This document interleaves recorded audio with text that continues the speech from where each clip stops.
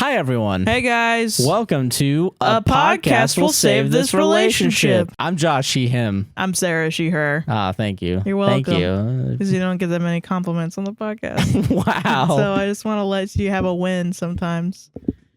And on today's episode of the podcast, we talk about Mar-a-Lago. Yeah, we read the entire Wikipedia page for the Mar-a-Lago Trump raid. Yeah, because it's fucking hilarious. It's really funny. It's really funny. It's a comedy of errors in government. Yeah, of people that should be in jail. In jail. But are too incompetent and rich. Yeah. And then we read chapter 3 of the Wolf story that we've been reading, and it's pretty good. It's pretty good. It's pretty good. It's coming along. Solid. Yeah, a lot of things happened. A lot of things happened. On the time scale, a lot of things happened. Yeah. A lot of time happened. A lot of time did happen, yeah. Yeah. And then we did some Reddit where we talked about an incel, and then the other one, which was... what the fuck was it? It was the guy... with the kids. Oh, with the kids, but he has a dog or some shit. Yeah. Yeah. And then we did listener stories. Which and was pretty good. Yeah, it was really good. Yeah. Hopefully, you had some good advice for you guys. Yeah, some solid gold advice in there. Yeah, you know I think. Yeah. But if you like this podcast, don't forget to like, comment, subscribe, and hit the goddamn bell. Hit that goddamn bell. And rate us 5 stars on Apple and Spotify if you could. Hell yeah. And just enjoy the show. Have a good time. Enjoy the honking show, Enjoy bro. the effing show, baby. Enjoy that freaking honking show, bitch. Yeah. You fucks. You fucking fucks. You fucking nerds. You little freaks.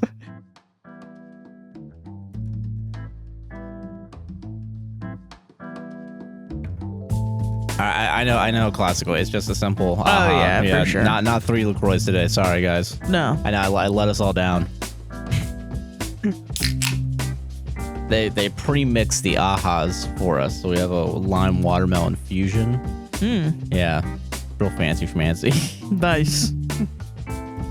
How you doing, Sarah? I'm doing good. How are you doing, Joshy? I'm doing good. I always forget that these are like way stronger. Oh, really? Yeah. What do you mean by stronger? Like flavor? Yeah, it tastes it. Okay, because I'm like, it's not alcohol. Yeah, it's like this. Ahas are actually they're the secret alcohol. Okay, I see. You can taste more of like the syrup. Yeah, there's a lot more syrup in it. I think it's because it's the fucking Coke one. Those bastards. Fucking Coke. Is it a Coke one? I don't remember. I know it's one of the big guys. Yeah, it's Coke. All right, cool. I just want to jam their syrup down your throat, you know. Very sexual shit. Fuck. That's my corporate America. Like anti-corporate, like theme park going, getting drink ass. Theme park going, getting drink ass. We talked for like 30 minutes. I didn't say anything stupid, and we didn't record any of that because that's a warm up. But now, well, I'm glad we didn't. Yeah. I'm that is really true. glad we didn't. But no, yeah, now, but my point now is that even though after doing all that, I was at least saying sentences that made sense. Right. Now I can't. Now you're saying a theme park drink going, getting ass. Yes. Yeah. So you turn on the cameras and you clap, and then and then your everything's brain gone. Goes out the window, it's just baby. Gone forever. Yeah. And I don't know how to transition to Trump Mar-a-Lago shit. Yeah, because you go first this time. Yeah, I do. It's weird. Haha. But yeah, I'm glad you're doing good at least. Yeah. Yeah, I guess that's the proper thing to say after I ask you how you're doing. That's true. Yeah, I'm glad you're doing good. Thank you. What am I gonna say? I want to learn all about this Mar-a-Lago thing because it sounds fucking crazy. Yeah, I didn't realize that they already had a full Wikipedia page for it. Makes sense. Because apparently there's been shit going on since like 2021. Yeah. Like, or I think even like after, because like, Trump decided just to take home some documents. Yeah. Like you do. Yeah. After you're fired from your job. And it only, it took like 2 years basically to like fully have this raid happen. That's pretty wild, actually. That's pretty wild, yeah. And the reason why is because it took like apparently they had probable cause finally. Oh, okay. That's what happened. So they finally got a warrant. But I have like the fact that it happened like this week, right? Or was it last week? I think it was last week. I think it was last week. Yeah. It was like right after we recorded last week's, which is great. Yeah, really cool and fun. So we're a week behind on this. Cool and awesome. But it's good because like a lot of shit came out the days after about like the possibility of there being like nuclear like deal shit and like fucking all that crap, like crazy. That's what shit. I thought, but I'm not sure if that's true. So there's really no idea yet what exactly is in these documents and the exact reasons why. And the DOJ, Department of Justice, have decided not to say anything about it because it's related to a criminal case. And that's all we know. Well, that's dumb. But I think once you get to the raiding a person's house, it's kind of obvious who they're going after. Yeah, well, I mean, I don't know. I feel like it should be public information because it's a fucking former president that might run for re-election. And is thinking about announcing it today or tomorrow, you know, just to like fucking like people need to fucking know. Like this whole leak that happened with Hillary Clinton and her emails. You can't just like do that, cost her the presidency because also she was a piece of shit. But then use this like we don't want to say anything about this guy that stole fucking federal documents. What's the worst that could happen? You know, a bunch of people vote for him and he steals more federal fucking documents. You know? Yeah, I don't know. That's shitty to me. That's true. Yeah. So like what is it? I'm considering just reading this whole fucking thing. Let's go. Up until like the reactions of like family members and shit, because I don't care what they have to say. I don't give a shit about his family members. Okay, so we have background events leading to the search, FBI search, and release of search warrant documents. And I don't care about reactions because we're reactionaries right now. So, FBI search of Mar-a-Lago. A request that this article title be changed is under discussion. Just a fun little detail. Somebody was like, take it down. Change the fucking name to this. No, we got Wikipedia. Oh, big tech coming in and saying that it was a search when it was actually a tyranny. Call it what it is. Terrorism. Terrorism. FBI terrorist raid of murder. Murder of his front really door. Funny if anytime like American rights. Like anytime the CIA I think it would be horrible if they were like, oh, remember that time that the government decided to search Osama bin Laden's house and found it? It would just be funny. Remember that raid on Osama bin Laden? That's so silly. God. All right, so but they said like the 18th. It's been like 10 days. Remember that time we had a calm discussion with Saddam Hussein, a tea party, a nice, chill little tea party. Muammar Gaddafi. Yeah. All right. Okay. Sorry. No, you're good. On August 8th, 2022, the Federal Bureau of Investigation (FBI) executed a search warrant at Mar-a-Lago, the residence of former U.S. President Donald Trump in Palm Beach, Florida. The search warrant was based on a complaint by the National Archives and Records Administration, NARA, authorized by Merrick Garland, the United States Attorney General, and approved by a magistrate judge.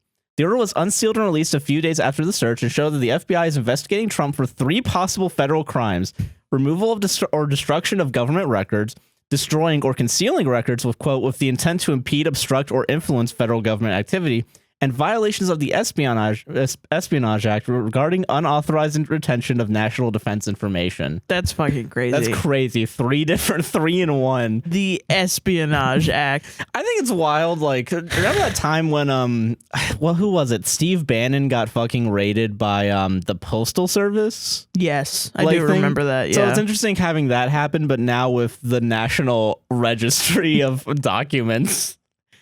Just a button. 2 times have nerds come in and been like, we need this shit. What's going on? This shit is fucking crazy. And you know this is the only time that this would happen. Like, this would not happen under any other political person.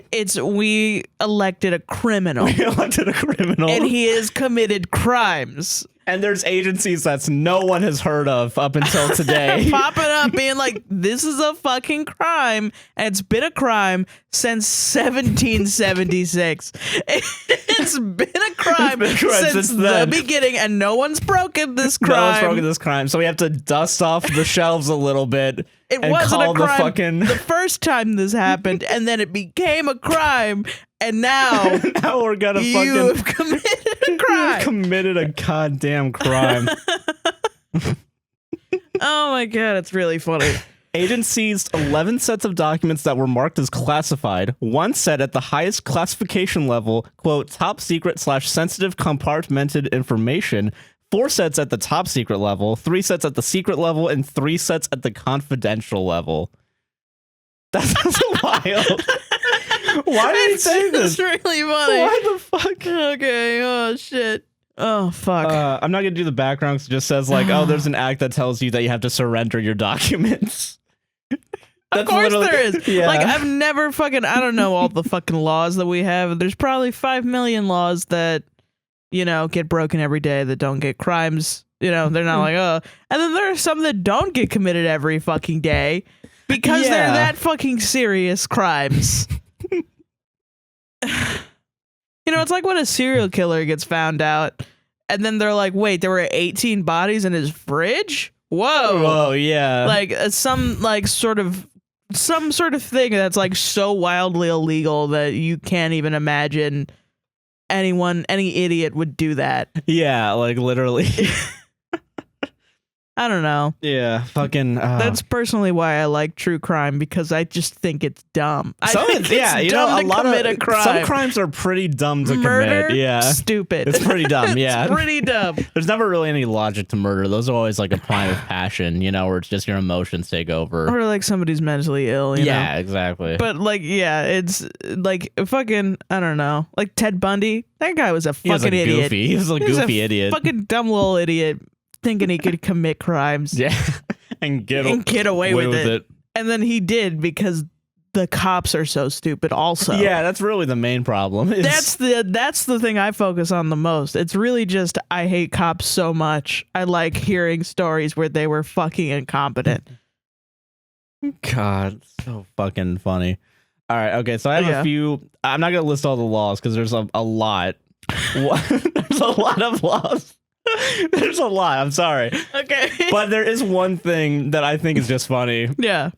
The official policy on the handling of classified material set in Executive Order 13526, issued by President Obama in 2009. Oh, shit. So got him. already, yeah, thanks, Straight Obama. Up, thanks, Barack. Yeah. But, okay. Trump's handling of U.S. government records during his term in office. Yeah. Handling of classified material. During his 4 years as U.S. president, Trump took a cavalier attitude towards U.S. classified information. You could describe that better than a cavalier attitude. Something that they fucking described people as in The Count of Monte Cristo. No, this fucking big fucking idiot doesn't know that he's committing crimes with these fucking documents. Yeah. Or he does explicitly, but he thinks he can get away with it because he's a fucking idiot narcissist. Yeah. After U.S. intelligence assessed in 2017 that the Russian government sought to manipulate the 2016 presidential election and promote Trump's candidacy, Trump ranted against what he claimed was a, quote, deep state, and viewed the assessment as an insult. Months into his presidency, Trump revealed highly classified information to Russian officials in an Oval Office meeting, forcing the CIA to about Yeah, I forgot about that. Like, he's done so much throughout his... We haven't even gotten to the raid yet. We were so traumatized throughout the fucking, like, with how much crap just happened. And, you know, it always felt like, we're gonna get him. We're gonna get him. Oh, this has got to be the thing that gets him. Anybody else? And John fucking Adams would get fucking strung up and tarred and feathered if he did this. No, nothing happened. All nothing this happened to our big, happened. beautiful boy. And we had to wait, what, 5 years for anything to any consequences on this man. And then Marjorie fucking Taylor Greene posts a photo of the American flag upside down. The first time that this guy has any consequences. Calling this like a fucking, like a, what is it? People had to clean ketchup off the wall of his fucking house. Stupid fucking White House. Because he just kept Uber Eatsing fucking DoorDash and McDonald's. Like, fuck. God. Okay. All right. Okay. So yeah. In a July 2018 summit in Helsinki with Russian leader Vladimir Putin, Trump accepted Russia's denials that it had interfered in the 2016 election, rejecting the U.S. government's conclusions to the contrary. Okay. Trump frequently blasted the U.S. intelligence agencies on Twitter, and on 2 occasions, Trump revealed classified information on his Twitter feed. I forgot about that. Wait, in 2017, he made a Twitter post revealing a CIA program in Syria. What a goofy what a fucking goofy guy. Oh my god. I forgot about all this. Oh, yeah. My god. And in 2019, he posted a classified satellite photo of a site in Iran that revealed U.S. satellite surveillance capabilities. Holy shit. Oh my god. You know everyone around was like, can you stop fucking going on? Can you stop this, man? Calm down. Like, they did not know how to tell the president. And no one was stop going on Twitter. Stop going on Twitter. And no one was like, we shouldn't just let him take these boxes, right? Wait a minute. Can he do that? Can he do that?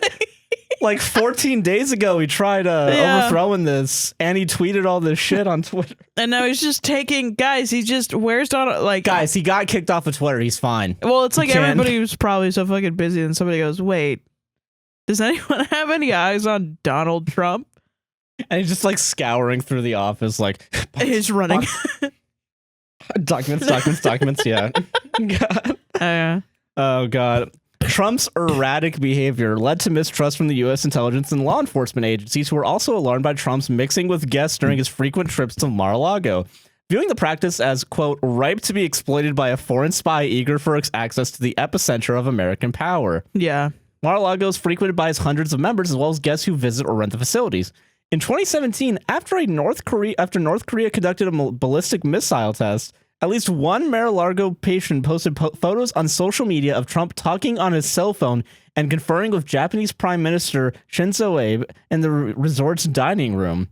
In 2019, authorities arrested a Chinese national carrying phones and other electronic devices who had left a reception area at the club. The incident heightened security concerns regarding the club.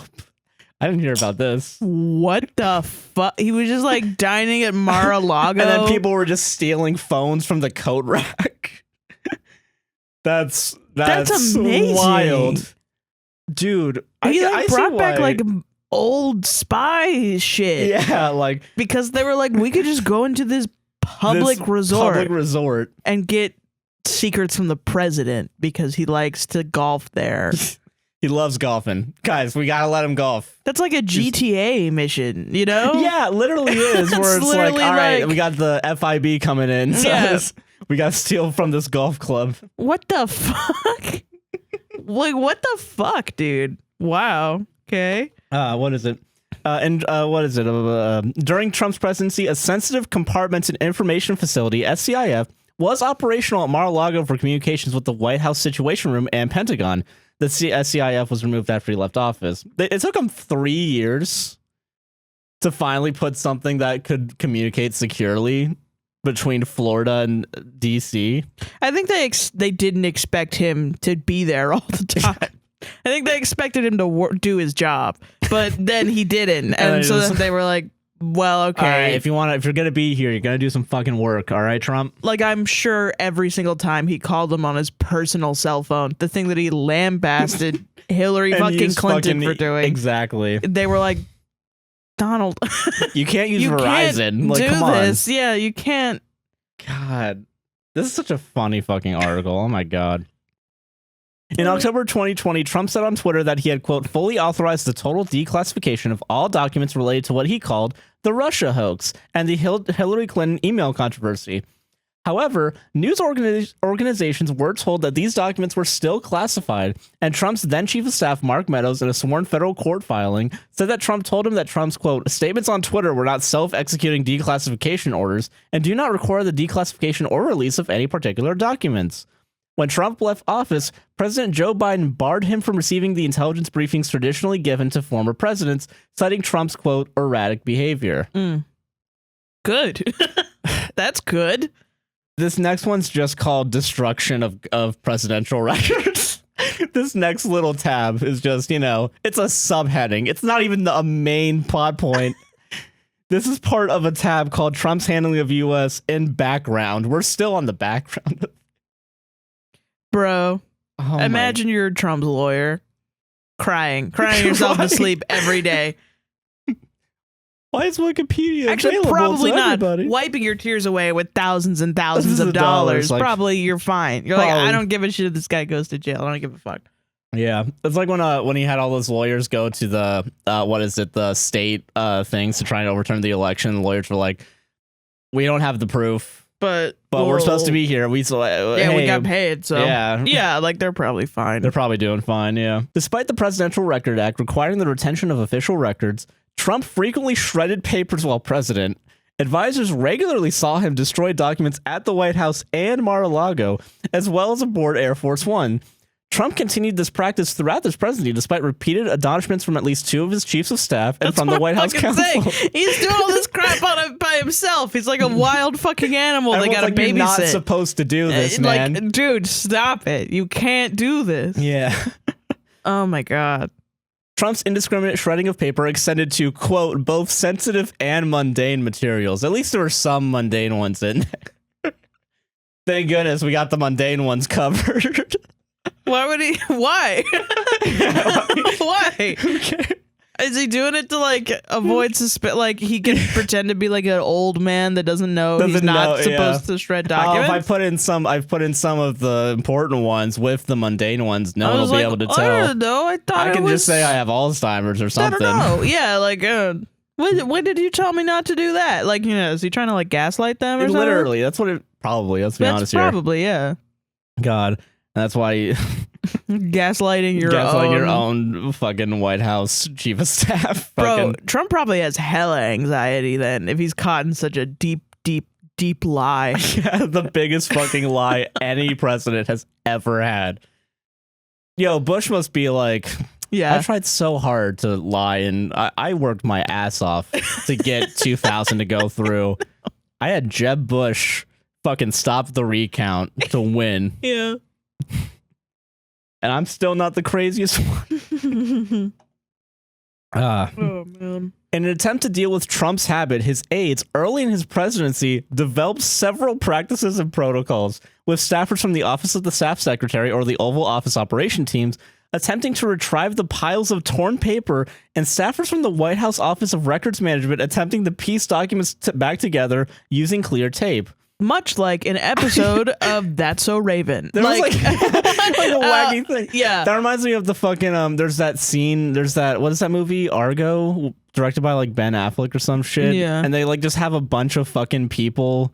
Because like the whole point of that movie is like they take the Iranian U.S. embassy hostage or whatever. I don't fucking know. And then there's like 20, like a major plot point is that they shredded a bunch of shit because there wasn't enough flame.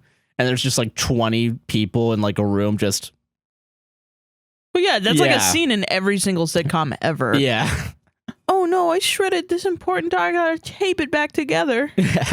Yeah. That's in like Nancy Drew video games. Like that's we're on Nancy Drew levels in this government. Isn't that fun? That's pretty fun. Yeah. God, I can't wait to hear what Boris Johnson's done. I feel like he's not as dangerous, but has done wackier things. You know what I mean? No, I mean Boris Johnson just looks like a little freak. But I mean, I don't know if he's British. Yeah, those fucking Brits. They don't really do funny things unless they're like really, really, really funny. That's true. Yeah. Yeah. Damn shame. Yeah. Not all materials were recovered. Trump White House staffers used burn bags frequently to destroy documents rather than retain them for handling in accordance with preservation requirements. I want to amend my previous statement. The British are extremely funny, but I'm not going to understand their politics, so it's more of a personal failing. Okay, all right. I'm an idiot. All the British people watching this, I don't understand your politics. British solidarity. British solidarity. British Britain flag. Britain flag. Okay, no, I'm not gonna do. I always do like this and think I'm gonna do something in post. Yeah, you're not gonna see anything. That's not gonna be up there. But yeah, no. On at least 2 occasions, Trump apparently flushed documents down the toilet at the White House. We all know. We all love it. Departure from office. You got text? Yeah, read it. Oh, Discord. LinkedIn. Oh, LinkedIn. Ooh, I keep meaning Discord shit. I don't know why. Oh, interesting. Popular. I'm popular. Damn. Trump's presidential term ended at noon on January 20th, 2021. His departure from the White House was, quote, rushed and chaotic because he spent his final days in office attempting to overturn his defeat in the 2020 United States presidential election. His false allegations of voter fraud had led to the January 6th United States Capitol attack and his second impeachment. In the last weeks of the Trump presidency, White House staff quit and aides resigned, leaving a small number of assistants in place who would have been able to properly preserve records. Oh. Interesting. They all just fucking They all quit left. because they're like, I don't want to fucking be associated with this. And that allowed Trump to fucking... What a comedy. Like, no one came in. Oh, my God. This is actually really sad This now. is wild. Think like of an empty White House without any fucking people in it, and he's just there sad because he's driven everybody away, as if he has any empathy. But, you know, assuming that. He's mostly just angry, probably, that, like, where's he's everyone? just probably, like, pissed that everybody is, like, leaving him. Who's going to help me shred these documents? Yeah, and he was like, fuck it, I'm just going to take it myself. Just going to take it myself. Jesus. Trump taking documents to shred later. Yeah, and then just forgot. And they're just in a broom closet. Yeah, he somehow figured out he shouldn't shred these ones. I wonder what's up with them. Yeah, I wonder what's up with that. God. Yeah. Oh my God.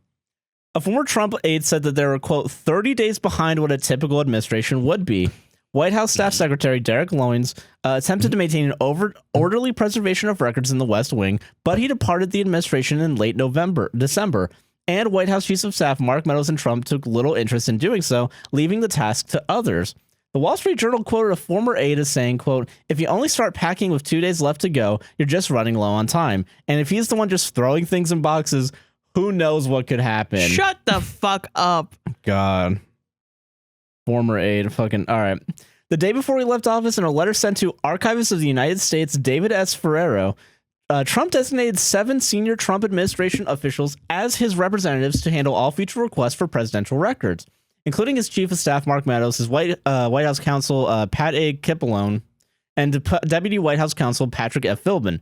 On June 19th, 2022, Trump notified Nara that he had made Kash Patel, a former Trump administration official, and journalist John Solomon his representatives for access to presidential records of my administration. Excuse me.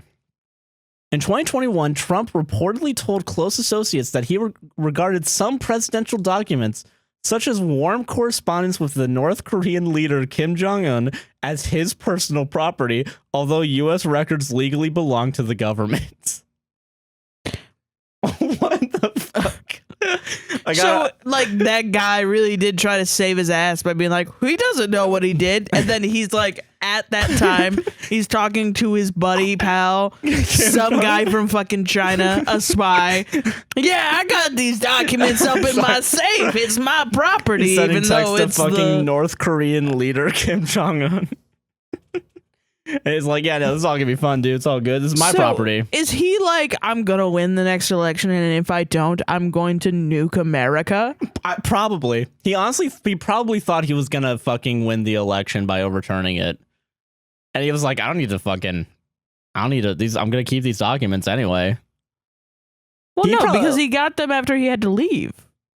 That is true, yeah. But I think, like, because if they were a month behind, they were probably planning on not doing anything with the documents because he thought he would have been able to return the... I feel like that's what happened. No, I think that's giving him too much credit. I think he stole them on purpose. Yeah, it's probably, yeah. I think he stole them on purpose for sure, as like leverage to get back in the White House or something. Yeah, that's true, actually. Like something crazy like that. Huh. I don't know. I really have no fucking idea because I don't know what the fuck are in those documents. I really want to know what the search warrant needs is. To know, but like, we might not know for like another 12 years. Yeah. Yeah. Fuck. Like, yeah, that's wow. God. Because if it's specifically stuff about like him talking with Kim Jong-un. He's trying to hide shit. Yeah. Yeah, there's something going on there that maybe he just doesn't want to ever be declassified or ever have anyone else. Maybe it's that he doesn't want Joe Biden to know. Maybe shit that he did.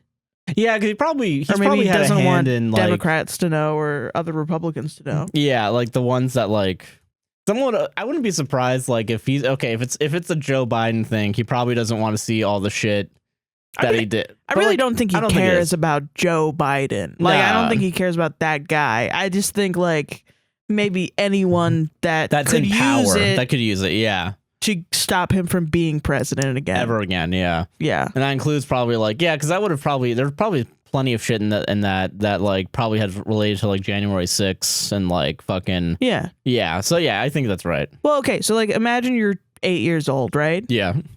Somebody asks you, hey, who do you want to be when you grow up? You say the president of the United States. Why? Mm-hmm. Why does an 8-year-old want to be president of the United States? To have power. Yeah. And because it's like you could do whatever you want. That's not true. And once they grow older, they're going to be like, no, that's not true. And it's more work than it is. Everybody's going to hate you pretty much for sure. Yeah. It's gonna be hard to get there, A, and then B, once you get there, you're gonna get blamed for everything, and also you're going to commit war crimes. So there's that too. Yeah, a lot of stuff that'll weigh on your conscience. Yeah, it's like a fucking terrible job. It's the worst job ever. You just get a lot of money and you get a lot of respect from 20 people. You know? And so then you don't want to do that anymore. But let's say you're a raging narcissist and you never grow up emotionally past 8 years old. Power. I can do whatever I want. So you get to be president and you do whatever you want.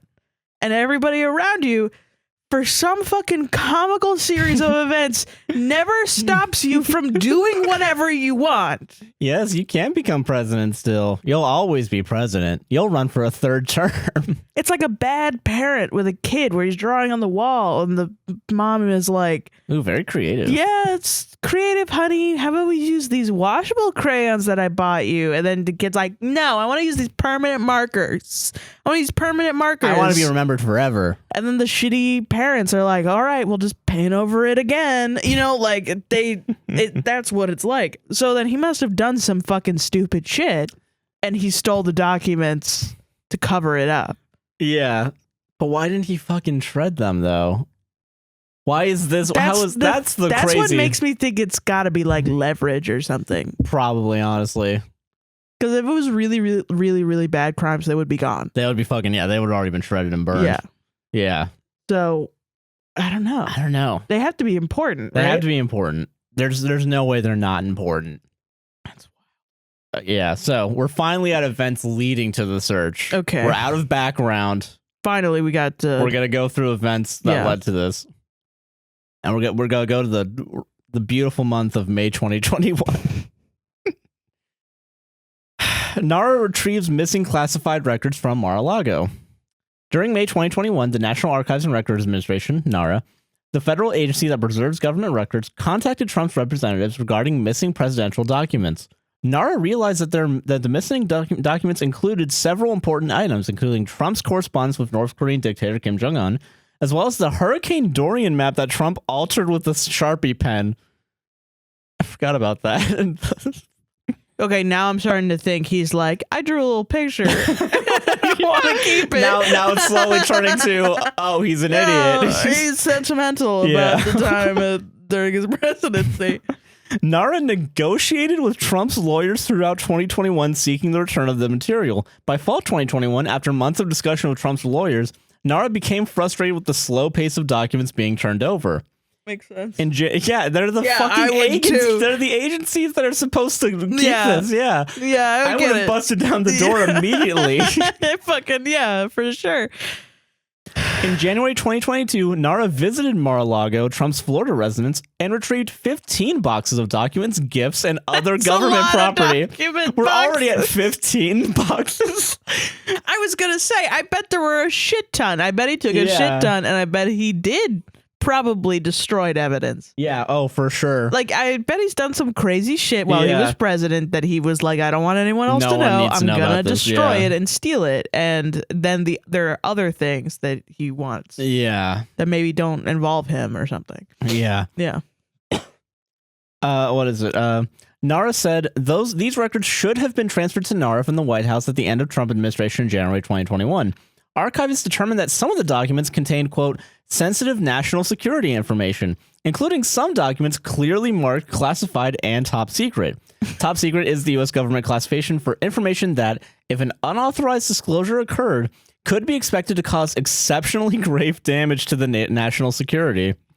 The boxes retrieved from Mar-a-Lago contained materials related to special access programs, a classification reserved for extremely sensitive U.S. operations conducted abroad and with protocols that significantly limit access to the information. This material includes signals intelligence. Yeah, so no, he literally is like, I'm going to have this so I could harm America. Yeah, probably. Yeah.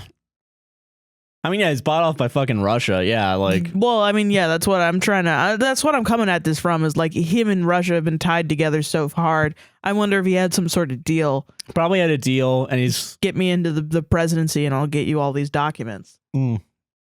For sure. Honestly, that's probably what it is. God, whatever country's willing to work with him. I don't know. I'm just going crazy conspiracy mode right now. Yeah. Well, I mean, what else are we supposed to do? Yeah. Like, come on. This has rarely happened, I feel like. Or at least I feel like this has never happened on this big of a scale. If you're a historian of... Please let us know. I would love to know. The last president that has stolen federal documents. Yes, I would fucking love to know. Please tell us that. Christ. Man. God, I would love to know that. And when was it? How long has it When and been? how and why. Yes, I need all this information. Holy shit. What is it? In February 2022, Nara referred the matter to the Department of Justice. The documents were stored in a sensitive compartmented information facility where DOJ officials considered how to proceed. The revelation raised concern with Congress. The House Committee on Oversight and Reform, led by U.S. Representative Carolyn B. Maloney, began an investigation. In a letter to Nara, Maloney wrote, quote, I am deeply concerned that former President Trump may have violated the law through his intentional efforts to remove and destroy records that belong to the American people. She requested the National Archives to provide documents about discussions among top Trump advisors about preserving and storing White House records. FBI DOJ launches criminal investigation and issues subpoenas. The FBI interviewed Trump administration officials and aides at Mar-a-Lago about the handling of presidential records, including former White House counsel Pat Cipollone and his former deputy Patrick Philbin. At the request of the National Archives from February 2022, following an initial review, the Department of Justice opened a criminal investigation and initiated a grand jury process in April 2022. The same month, DOJ instructed Nara not to share further details about the materials recovered from Mar-a-Lago with the House Oversight Committee, indicating that the FBI had opened a criminal investigation. The DOJ issued a subpoena to the National Archives for access to the classified documents on May 12th. Investigators from the DOJ and the FBI met with Trump's attorney at Mar-a-Lago on June 3rd, seeking more information about the improper removal of classified material. The FBI served Trump's attorneys with the grand jury subpoena and removed the subpoenaed documents. Trump's advisors repeatedly urged him to fully comply with the subpoena, despite his desire to keep holding on to some documents. At this point, the investigators were tipped about the possibility of more classified documents at Mar-a-Lago, according to the Wall Street Journal.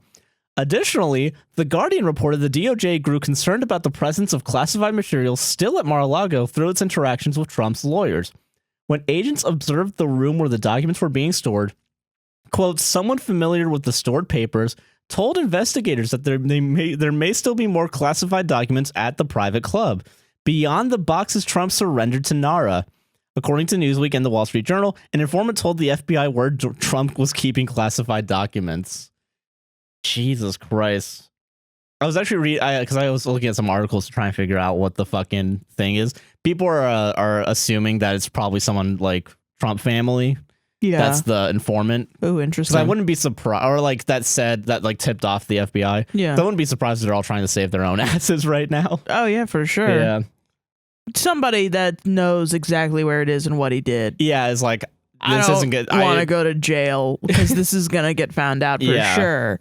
I didn't know that he had stolen any documents before this raid. Yeah. So hearing that he stole like a lot of documents and then has sort of been trickle truthing that he has more and more documents. Just slowly, Like it sounds like there were multiple times where he's like, all right, here's 10 boxes. And then they're like, do you have more? And he's like, no. And then they're like, I think you have more. I think you have more. And he's like, all right, We're going to go back boxes. and get another fucking... yeah. And then like the fucking like the FBI, the anthropomorphized complete FBI FBI person, man, yeah. FBI guy has his feet up on his desk and then looks up and goes, do you think He probably has more documents.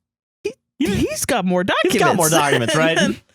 Yeah. Everyone's like, Yeah, I think so. Let's get another warrant. Oh, I don't even think we've gotten to warrants yet. We're still in just subpoenas. Yeah. This is willingly giving stuff over. Yeah. I'm so surprised that it's not immediate. Yeah, this should be immediate. There's so many instances where he could just it could not lead to them breaking into his house. Yeah. Bro, he had 3 passports. You could have fled the country. Every fucking documentary about like serial killers and like people that have committed massive crimes. Yeah. And I'm sorry I keep bringing it up, but that's my only that's your reference point right now. That's my reference of like a massive crime. Yeah. When the FBI eventually breaks into their house, it's like a surprise. Yeah. It's not like it's not like they came hey, we think times. you're the hey, here's an email. We think you're the fucking Zodiac killer. Are you? Turn yourself in, maybe. And then he doesn't respond for like 6 months. 6 months. To a year. To a year. To a year and a half. To 2 years. Hey, you think the Zodiac killer's still doing crimes?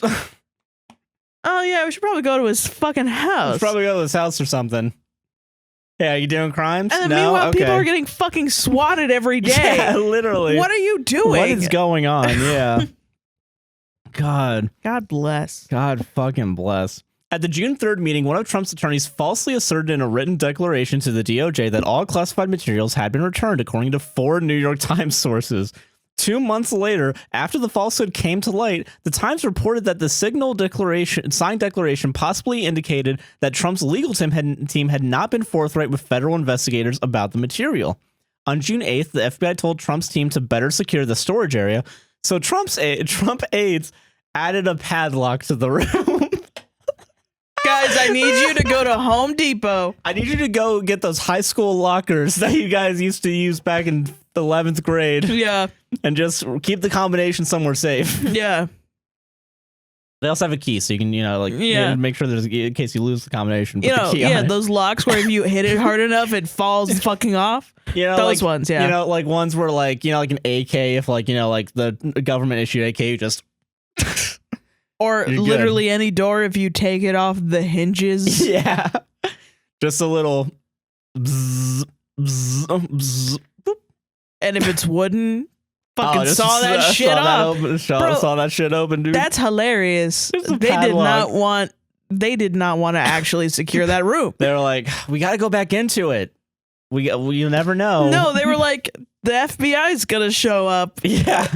And get pointless. Those we don't want them to not get these documents. I don't want property damage, I don't want to put a big. I want these documents. I want the FBI to have them. Yeah. Let's make it the most easy. That's fucking rebellious compliance. Yeah. That's malicious compliance right there. That's what I'm trying to say. All right, I get that. I get that. All right. On June 19th, Trump notified Nara that he had made Kash Patel, a former Trump administration official, and journalist John Solomon, political commentator, his representatives for access to presidential records of my administration. On June 22nd, the FBI subpoenaed the Trump organization for surveillance footage at Mar-a-Lago, including views from outside the storage room. Oh, shit. The footage showed that boxes had been moved in and out of the room after one instance when the Justice Department had been in contact with Trump's representatives. In sneaky ways. They were going all like, I gotta pick up this box and move it out of here. While the DOJ is there, like that, like it's a Scooby-Doo thing where it's like, all right, boop, boop, multiple doors. Yeah, the security footage showed multiple people running out of doors and coming out of other doors. Yeah, literally. To a 70s montage. God. Oh my God. All right. Okay. All right. This is very good. This is awesome. August 2022, FBI/DOJ obtained search warrant from federal court. Federal agents established probable cause to obtain a search warrant against Trump because, while he had turned over some classified documents to federal authorities, agents suspected he was unlawfully withholding other classified information. I don't know why they would think that. Yeah, seems like a pile on. Yeah, seems like a witch hunt to me. Yeah. God. The warrant was obtained by Justice Department's National Security Division at the request of NARA to collect material that Trump had potentially not turned over to NARA. The New York Times reported, quote, 2 people briefed on the classified documents that investigators believed remained at Mar-a-Lago indicated that they were so sensitive in nature and related to national security that the Justice Department had to act. However, Attorney General Merrick Garland had contemplated for weeks whether to approve the application for the search warrant after many meetings between senior DOJ and FBI officials. Why would you wait? Why would you fucking wait? That's funny, too, because I heard that Merrick Garland afterwards, like, I think in a press conference or something, like, showed up and was like, yeah, I fucking did that. Yeah, I did that. Yeah. Which I thought was cringe, the way that it was like, it seemed like people were like, oh, hashtag I'm a Merrick Garland stand. You know what I mean? Yeah, true. And then he shows up and he dropped and it was a fucking mic drop. I'm like, I'm sure it wasn't. I'm sure it was the most boring thing anyone's ever watched in their entire lives. But now I'm hearing all this other crap, and I'm like, maybe it was. Maybe he showed up and was like, yeah, motherfuckers. I'll fucking get the FBI to show up at your house, yeah, bitch. We'll finally fucking do it. Let's go. I don't know. Maybe he said that. Maybe he did, yeah. All right, so the search warrant showed that the FBI was investigating Trump for suspected violations of 3 federal laws. Title 18, Section 793, a part of the Espionage Act of 1917, Title 18, Section 1519, part of the Sarbanes-Oxley Act, and Title 18, Section 2071. Trump had not been charged with any crime. If charged and convicted under the third law, Trump would be, quote, disqualified from holding any office under the United States. However, a number of legal scholars have questioned the constitutionality of that provision in the statute.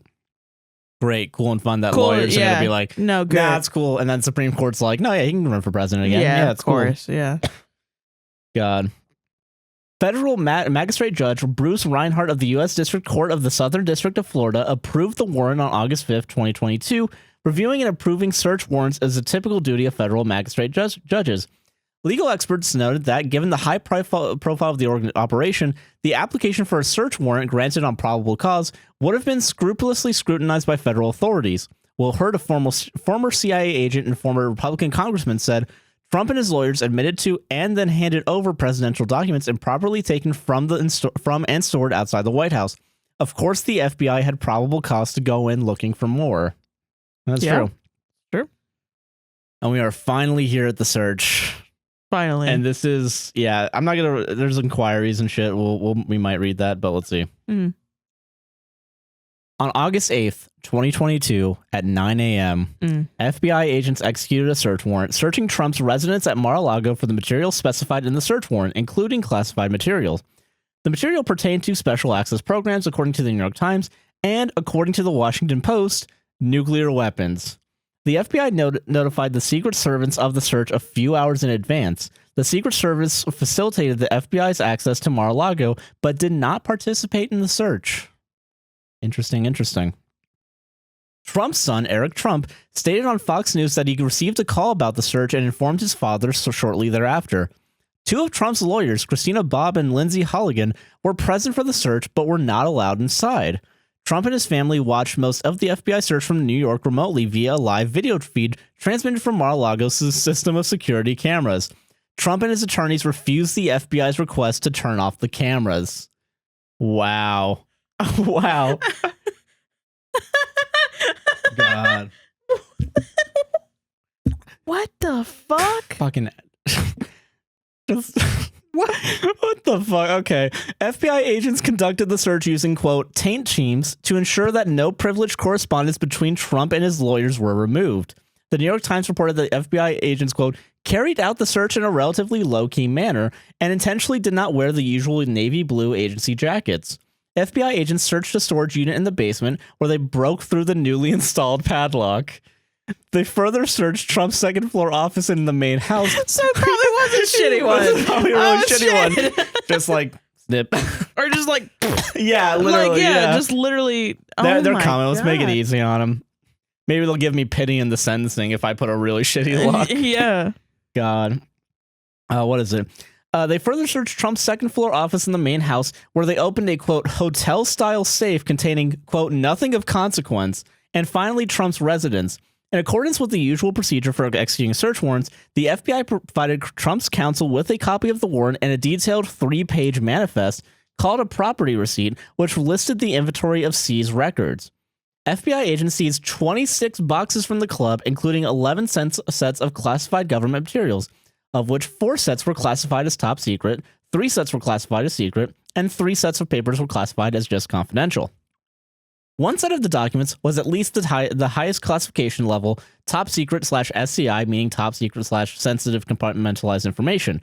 The seized material included binders, photographs, and handwritten notes. Some documents were related to Trump's pardon of his ally Roger Stone, and some were related to the president of France. The property receipt, signed by Trump's attorney at Christina Bobb at 6:19 p.m. at the end of the search, showed that Trump possessed documents marked TSC SCI and another item labeled Info Re President of France. Weird. Well, wasn't the president of France like in that election that happened while Trump was president? Maybe He was like a piece of shit, and then he won, and it was like, oh my God, Trumpism is spreading across the nation. That's possible. Across yeah. the world. And so I'm like, wow, I never even put that together that he might even be, him and Russia might be influencing other elections. Which, I mean, let's be honest here, yeah, the U.S. has that done makes that. sense. Yeah, but like, wow. putting 2 and 2 together now is like, God. And Roger Stone as well. Oh, That's yeah, that like piece of pretty shit. wow. Yeah. Okay, yeah, cool guy. Thanks. Yeah. The FBI agents left the property around 6:30 p.m. with the boxes. Peter Schwartz, the publisher of FloridaPolitics.com, was the first to report on the event. Trump also publicly acknowledged the search. On August 14th, Trump demanded that the documents recovered by the FBI be returned to him. He claimed that some of the items seized were covered by attorney-client privilege and executive privilege. No. No. Nope. I don't think so, man. During the search, agents seized 3 Trump passports, of which 1 was expired. The passports were returned to Trump on August 15th. He can still leave the country then. He can still... Yeah, why would you do that? Yeah. Because he's not charged with a crime, I get Not it. yet, yeah. But He should be. yeah. If you're breaking into his house. I think, yeah, you guys probably know. I really can't wait. At this point, yeah, Yeah. he's withholding documents. He's withholding documents. Yeah, he's gonna... It's not, he hasn't committed a crime yet. Yet, or the crime he hasn't been found out yet. Yeah. The exact Whatever it thing is. that, yeah. Espionage. True. Congressional inquiries. Representative Carolyn Maloney, chair of the House Oversight Committee, and Representative Adam Schiff, chair of the Home Intelligence Committee, sent a letter to Avril Haines, director of National Intelligence, DNI, requesting a classified congressional briefing and a damage assessment. House Republicans sent letters to FBI Director Ray Garland and White House Chief of Staff Ron Klain requesting documents relating to the search, and separately to Ray relating to his personal use of FBI aircraft. Whatever.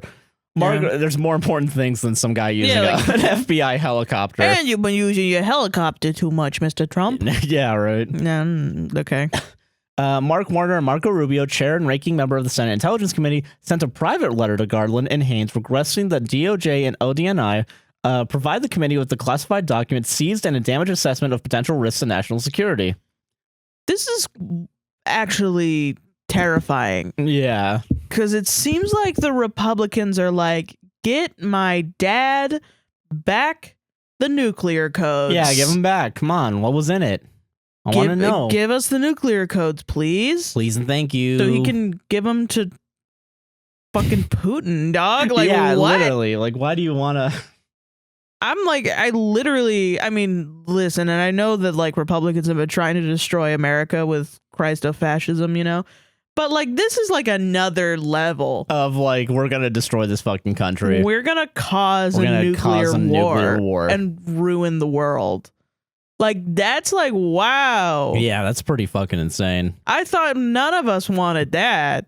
I thought none of us wanted nuclear war. I thought that was the whole point of mutually assured destruction, right? Yeah. God. Or are you so dumb you just want to bomb all the brown people?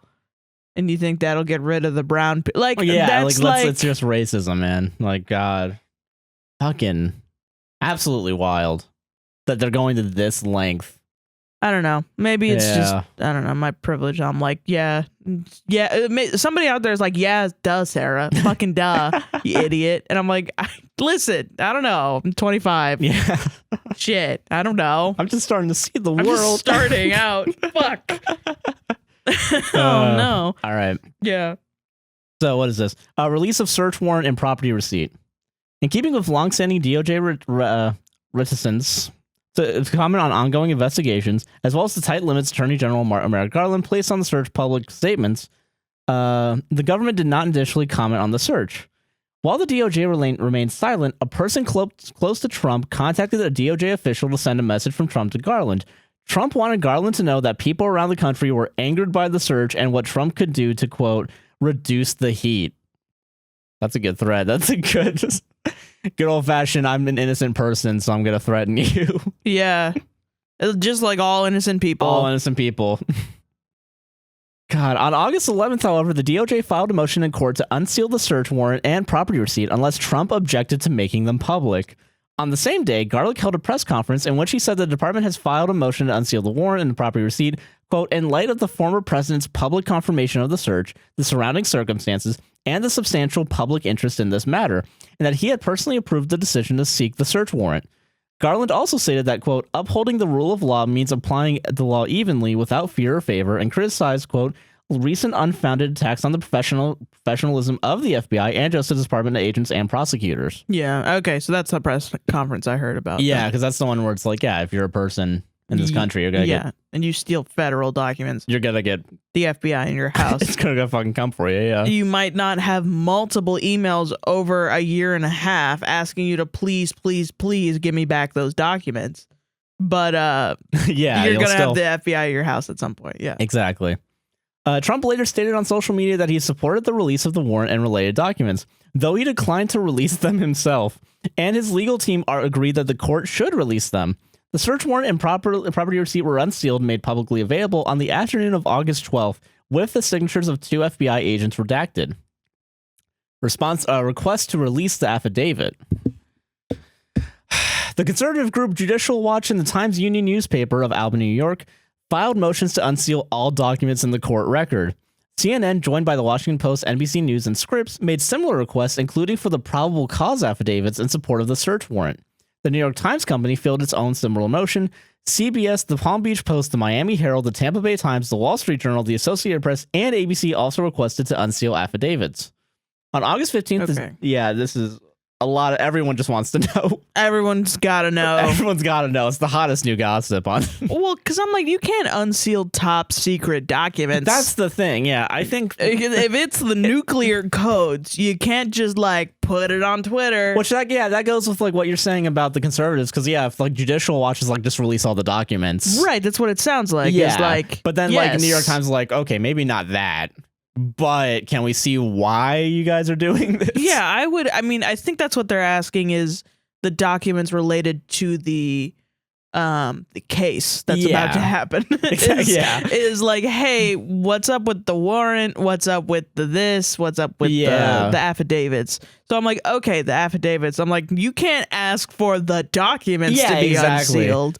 Yeah, just like show me the documents. You have to be president to see them. Yeah, and I even know that like I think Ken Klippenstein did his own like because he does all those like FOIA requests, Yeah, but like I wouldn't be surprised if he's like I don't want to fucking see I don't want to codes. see nuclear codes. Are you kidding me? Can you just tell me what's in the documents? Yeah, that's not for me. Yeah. It's like. No, can we get a description? We need to know of, what like, he had. Yeah, there has to be a document that said like we think that the president has something really, really bad. The titles of these things. Because if they saw something in those first like 15 boxes or whatever that were like, wait a minute, we don't have all of this. Well, it was 4 boxes of like top secret information. Yeah, and then like at least 1 or 2 boxes of that like the highest level, whatever it was. Yeah. Like even then, like the top secret shit, like that's already enough. And like even classified, all of them are still bad. Classified, yeah. Yeah, classified and above is like Jesus, That's crazy. But it's the top secret, the highest one where that's it's like freaking me out. Yeah. Yeah. All right. Okay. On August 15th, the DOJ submitted a court filing in which they opposed the release of the sworn affidavit used as the basis of the search warrant. The DOJ argued that, quote, this investigation implicates highly classified materials, and such a disclosure would compromise the integrity of the criminal investigation and the cooperation of witnesses in this matter, and, quote, other high-profile investigations, citing the, quote, widely reported threats made against law enforcement personnel in the wake of the August 8th search. Yeah. The DOJ stated that if the magistrate judge ordered the release of the affidavit, the necessary redactions would the necessary redactions would render the unsealed text, quote, devoid of any meaningful context. Wow. Saying that the, quote, redacted version would not serve any public interest. So then that gives you some information of how much classified information was in there, because if it's all going to be redacted. All redacted except for the word the. Yeah. Where it's the president stole things. Yeah. Like literally. Yeah. Yeah. Like, it has to be really bad. It's gotta be. It's gotta be like crazy insanely bad. And like, he's got to go to jail, He's man. probably going to go to jail. I even think I think this might be the thing, unironically. If it's this bad. But I'm like, this is the culmination of like, well, now I'm like convinced he was working with Russia. Oh, yeah, 100%. Like we know for sure that Russia meddled with the election, the 2016 election. To make Trump win. And then they became great, but yeah. Just in general, we know that they've interfered with the fucking 2016 election. Yeah. To release Hillary Clinton's email thing right before the fucking... Yeah. So we know that, and then we know that he talks to Russia, and then we know that he's been sticking his little fingies, which I try not to body shame Donald Trump. I think that's not fun. No, yeah, I get it. But like, he stuck his little fucking fingies in every single fucking pie ever. Yeah. And now he has some motivation for stealing classified documents afterwards. Yeah. And not just classified, the top level, higher than top secret. The most secret that the most possible secret documents ever. To the point where they've noticed that it was gone. Like, there has to be so many fucking documents. Yeah. So fucking... That somebody was like, wait, where are the nuclear codes? Oh, Joe Biden doesn't have the nuclear codes. What the fuck? Fucking crazy. It's gotta be wild. It's gotta be wild. And I know it's gonna take a while for a lot of this shit to come out. What if it's not? What if it's just like a photocopy of like can't be. Abraham Lincoln's dead butt? Like, what if it's just like that? Oh my god! And like the people that know about it are like, technically it's classified, so you can't have it. But like, come on. Like, yeah, there's some guy out there getting drunk who knows what it is, and he's like, it's not even that big a deal. That big of a deal, yeah. And God, I really. But it seems like it's got to be, right? It's got to be big. The imagination runs wild when you don't know. The imagination one. I think it literally is the fact that they just raided. I think because I've never heard of this for a former president getting fucking raided. Because usually, former presidents for the most part don't really see. Well, they also, I guess, don't really do many Nixon, bad. I don't know. Maybe Nixon, Maybe some shit happened to Nixon that I don't know about, but like, yeah, that's like the only reference is Nixon. Yeah. And that feels quaint compared to a little bit. It feels a little quaint. Like, oh, at least we knew what happened. Yeah. Now we put a bunch of wires in the fucking. Yeah. God. The DOJ requested the magistrate to instead unseal other information, including a cover sheet, the DOJ's August 5th motion to seal the warrant, and the judge's sealing orders of the same day. Many legal experts doubt the judge will unseal the entire document, given the DOJ's strong opposition and possible threats against witnesses and any named FBI agents. Yeah. I can see why, though. Yeah, no, I wouldn't want... Seeing how, like, they've already, like, started trying to shoot up the fucking FBI places around the country, you know? Yeah. And it's like, fuck, man. I want some visibility for sure, because we got to know what it is and what's going on. But, like, I mean, understand even why a not. vague statement of, like something that we can all, like, it means nothing, but it means everything, you know what I mean? Where it's but, like, at this level, like, they can't say, like, listen, guys, I can't tell you what's in it. But it's related to... not the nuclear codes. Yeah. Like, they can't do that. Yeah. Wink, wonk. Because then everyone's going to freak the fuck out. Yeah. God. Jesus Christ, man. On August 18th, the federal... Oh, wait, is that today? Oh, it is. Oh, yay. On August 18th, the federal magistrate judge held a hearing to discuss requests to unseal investigators' probable cause affidavit. Jay Bratt, the head of DOJ's counterintelligence division, said the investigation was in its, quote, early stages. He argued that releasing the affidavit could reveal investigative techniques, jeopardize the identity of, quote, several witnesses from their specific account of events, as well as expose federal agents to threats.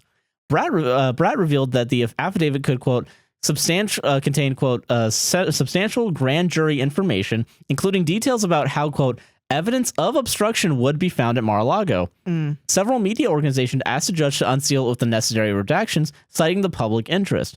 The judge signals that he planned to unseal portions of the affidavit and gave the DOJ a week to submit proposed redactions. Ooh. The judge unsealed several procedural documents relating to the warrant affidavit, including the criminal cover sheet and a redacted copy of the August 5th warrant application. The DOJ's original motion to seal warrant documents and the order granting the sealing request. All parties had previously agreed to the release of this information.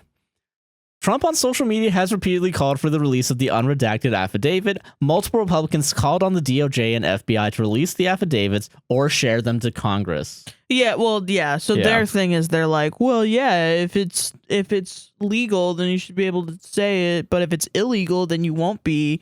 But I'm like, you have to understand that that's classified documents. Like, you can't just act like this.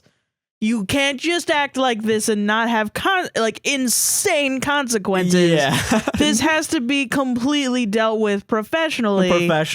As privately as possible. Yeah. Like, holy fuck. Or else some fucking information is going to get out that doesn't need to be gotten shared. out. Yeah. Wild, man. Fuck me, man. How could you live in a post 9/11 world? A post-terrorism world. Post-terrorism world, yeah. Jesus, man. Like, and that's not even like, I'm not afraid of fucking Muslims or anything. I'm afraid of white people in my town. Yeah, like, no, this is, like, Nazi shit. They released, like, information, and I'm like, oh, there's gonna be, like, Nazi terrorism. Yeah, they're gonna use this down information. The street from me. I'm like, no, please don't do that. Yeah. Oh, my God, man. This is gonna be... Yeah, of course. That's why the right wants to be like, yeah, totally. Start Helter Skelter. Let's go, baby. Ahead. Let's go. Start a huge fucking race war. Let's get the Klan out. Let's go. Come on. Especially if someone was about Roger Stone. Oh yeah. Yeah. Yeah. I didn't want to go into reactions, but now I kind of want to reading the first thing. Okay. And also, this is just fun for me. This is just because there's a lot, but like I might just do like a few highlights. I want to talk about Biden. No, what did Biden say? What did that old fucker say? What did this old cracker say? Let's see. Yeah. White House. so mean. All right, so reactions, White House. This is all again from Wikipedia. I'm just your audiobook right now. Yeah. Hire me for audiobooks. So I want to get ice cream. That's what Joe Biden. This is my Joe Biden. Yeah, that's your. Let's all get Donald ice cream. All right, I'm sorry. No, you're good. You're good. I just like him because he reminds me of like my dad. I get that. And everybody else's grandpa. Yeah. White House. The White House said that President Biden and White House officials were not aware of the search until it was reported on the news. But it's been going on for so long. Right. But I get it. Samesies. Yeah. Same Biden. Press secretary. He just like me for real. He just forgot. Yeah. Yeah. Okay. Everyone forgot. Yeah. Press Secretary Karine Jean-Pierre said those investigations should be free from political influence and did not comment on the search itself, except that the independent Department of Justice was carrying out the investigation. On August 17th, the White House, in a statement to CNN, condemned calls from some of the Republican Party to, quote, defund the FBI. Trump, his family, and his attorney. Say your name. That's MTG, bruh. Yeah. Yeah. We all know. We all know it did, yeah. Trump, his family, and his attorneys. After the search, Trump released a shifting variety of defensive statements that were often contradictory and unsupported. My first album's going to be called A Shifting Variety of Defensive Statements. Yeah. Trump had used a similar strategy for decades, including during the investigation into whether the Trump campaign conspired with Russia and during Trump's first impeachment trial. Trump's statements after the Mar-a-Lago search did not explain why he continued to keep the documents in an unsecured location when government officials have been trying to collect them for over a year. Eric Trump said that his family was in possession of surveillance footage of the search and would release it, quote, at the right time. I don't know what the right time is. Yeah, that's weird. Many of Trump's allies, including Steve Bannon, have urged him to publicly release some of the footage or use it in political campaign ads. Others have cautioned him that releasing the tapes could backfire by revealing the sheer volume of classified information removed from his residence. I don't think that's a good idea, guys. And countering some of his unsupported claims. Why would you do that? You guys are all crazy. Yeah. The footage could further expose the identities of FBI agents videotaped and subject them to further threats of harassment. So fucked up. Yeah. Yeah. Wow. Oh my God. Yeah. Okay. So here's all the claims that the right's been making, I guess. Well, yeah. I'm just going to say the title of these because, like,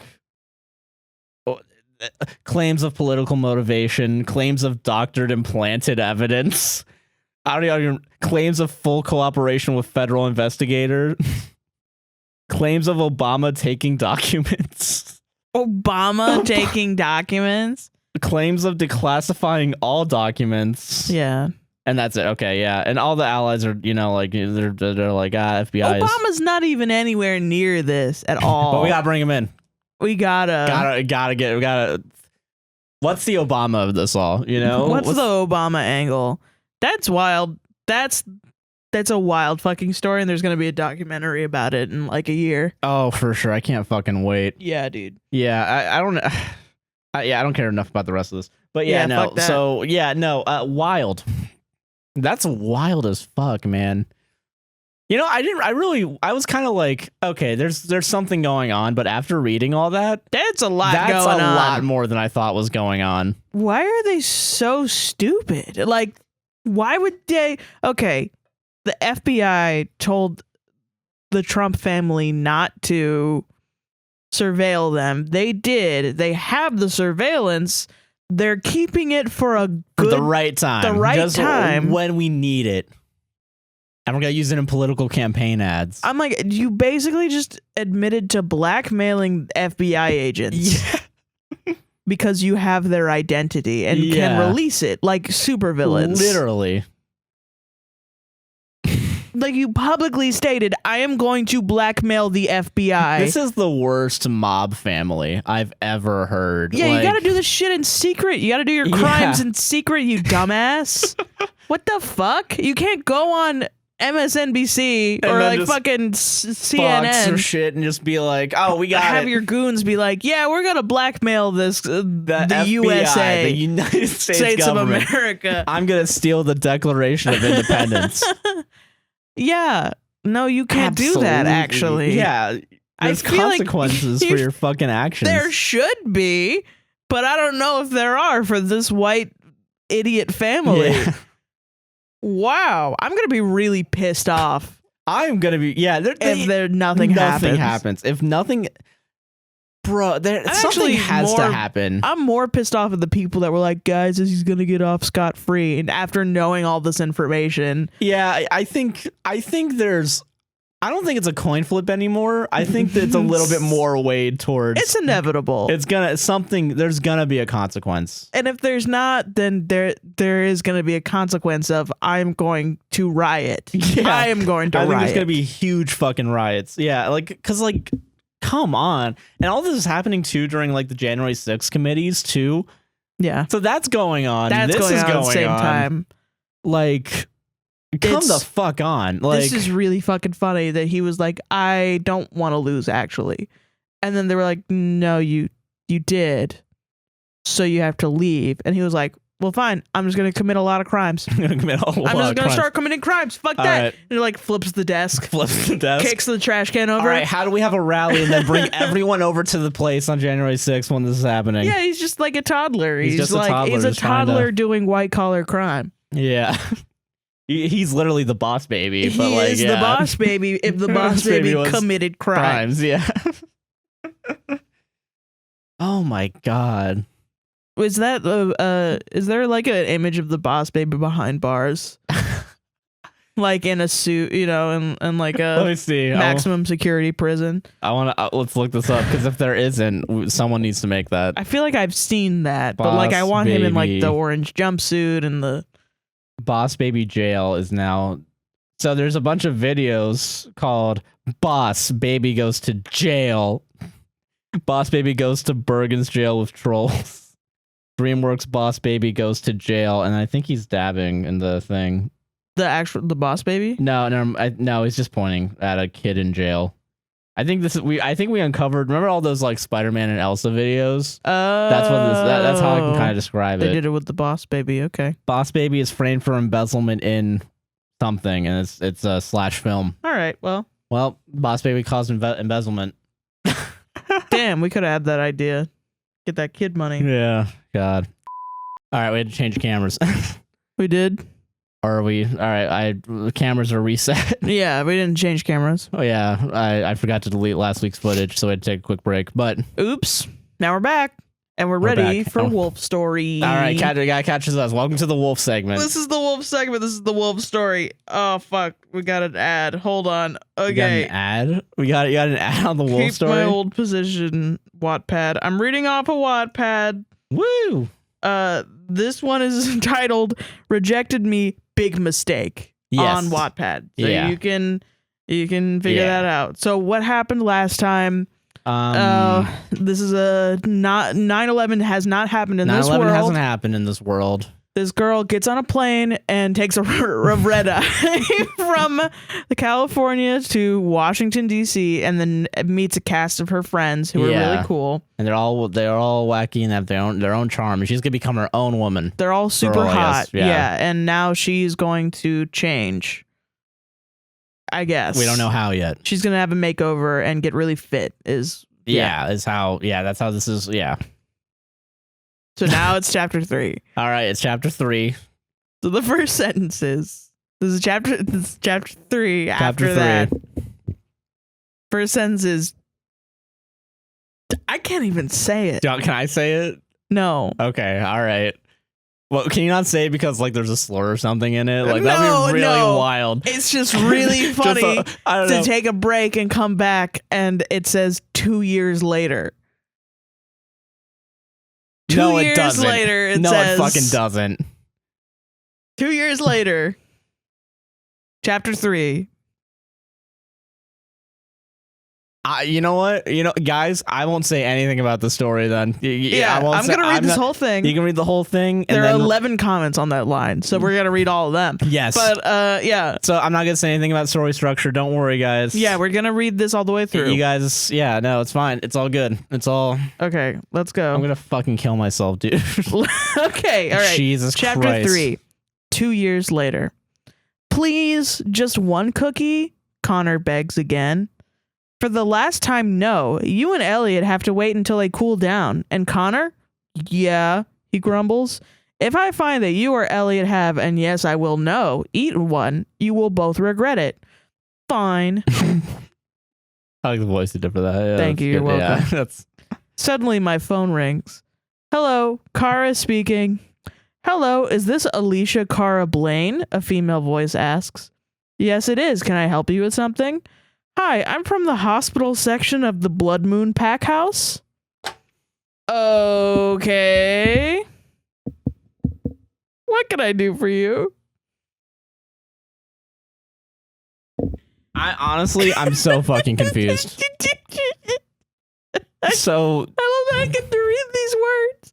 I'm calling on behalf of Alpha Tyler and Luna Karen. Do these names sound familiar? Alpha fucking Tyler, dude. Yes. I mean, I know this is the forum and all, but like, it's still a funny fucking thing to say. Yeah, of course.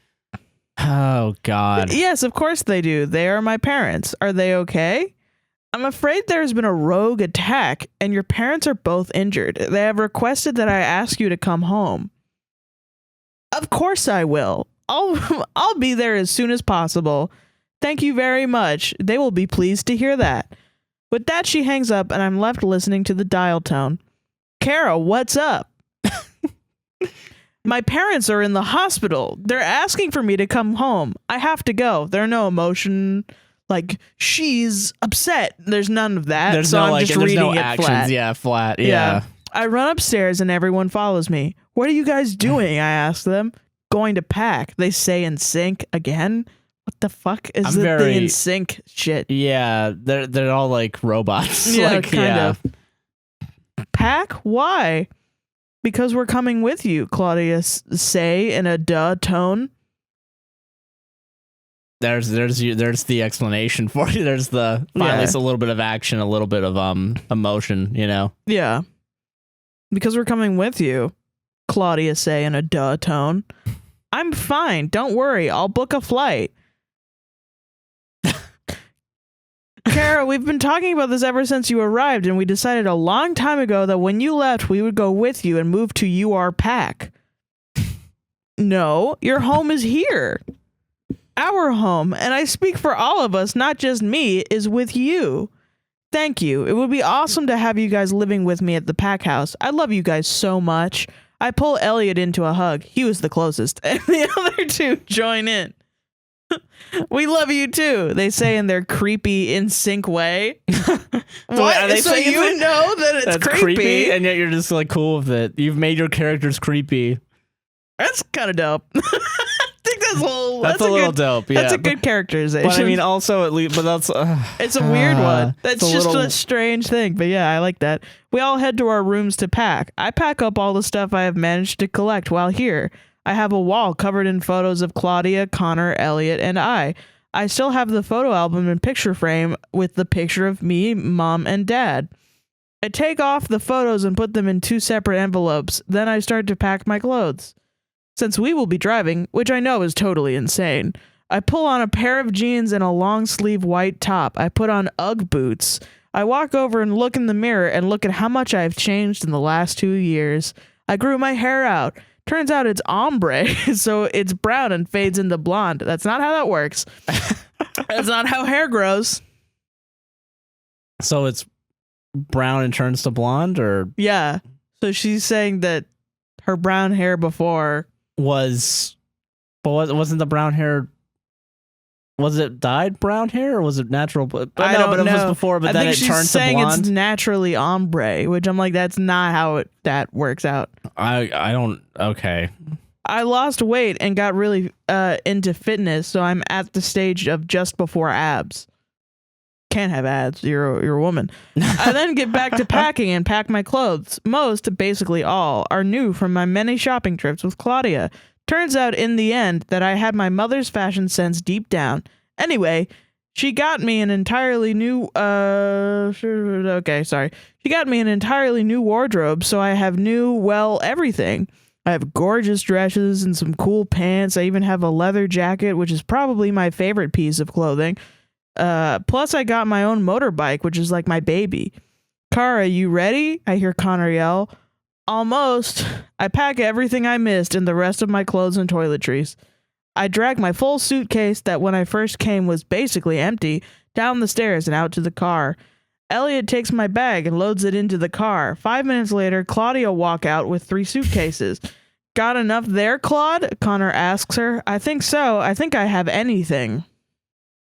We all laugh and Elliot loads Claudia's bags in the car. Then we all pile in. Why did you laugh? I want to rescind a statement I said last time where I said I wanted more detail. I think there's too much detail. Yeah, I don't care about the first thing I think when my parents are in the hospital is let me describe all the detail in my house. All the detail in my house, yeah.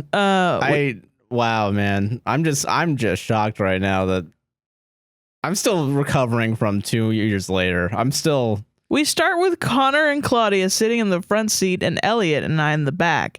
Elliot and I decide to watch the Harry Potter series.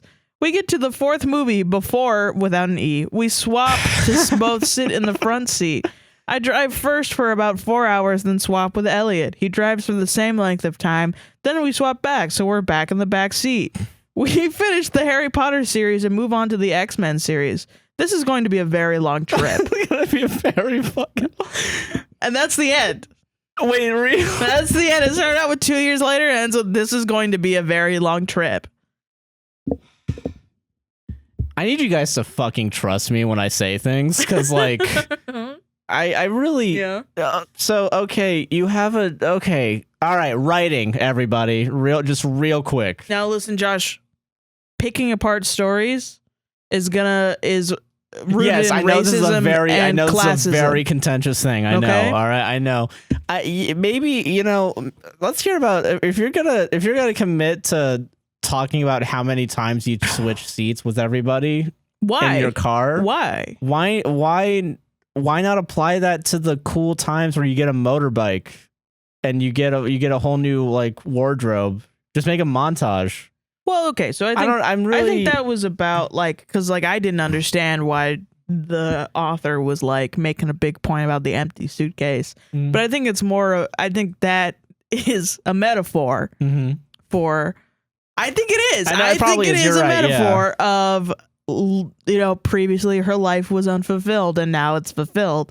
I just wish we had more stories. Maybe some meat to it. Yeah, this is really, you know, show don't tell, you know? Yeah, that's what it is. That's the real key here. Which isn't the best all the time, you know? No, yeah, I think you can definitely have a story of just telling. But I feel like I'm waiting for the show.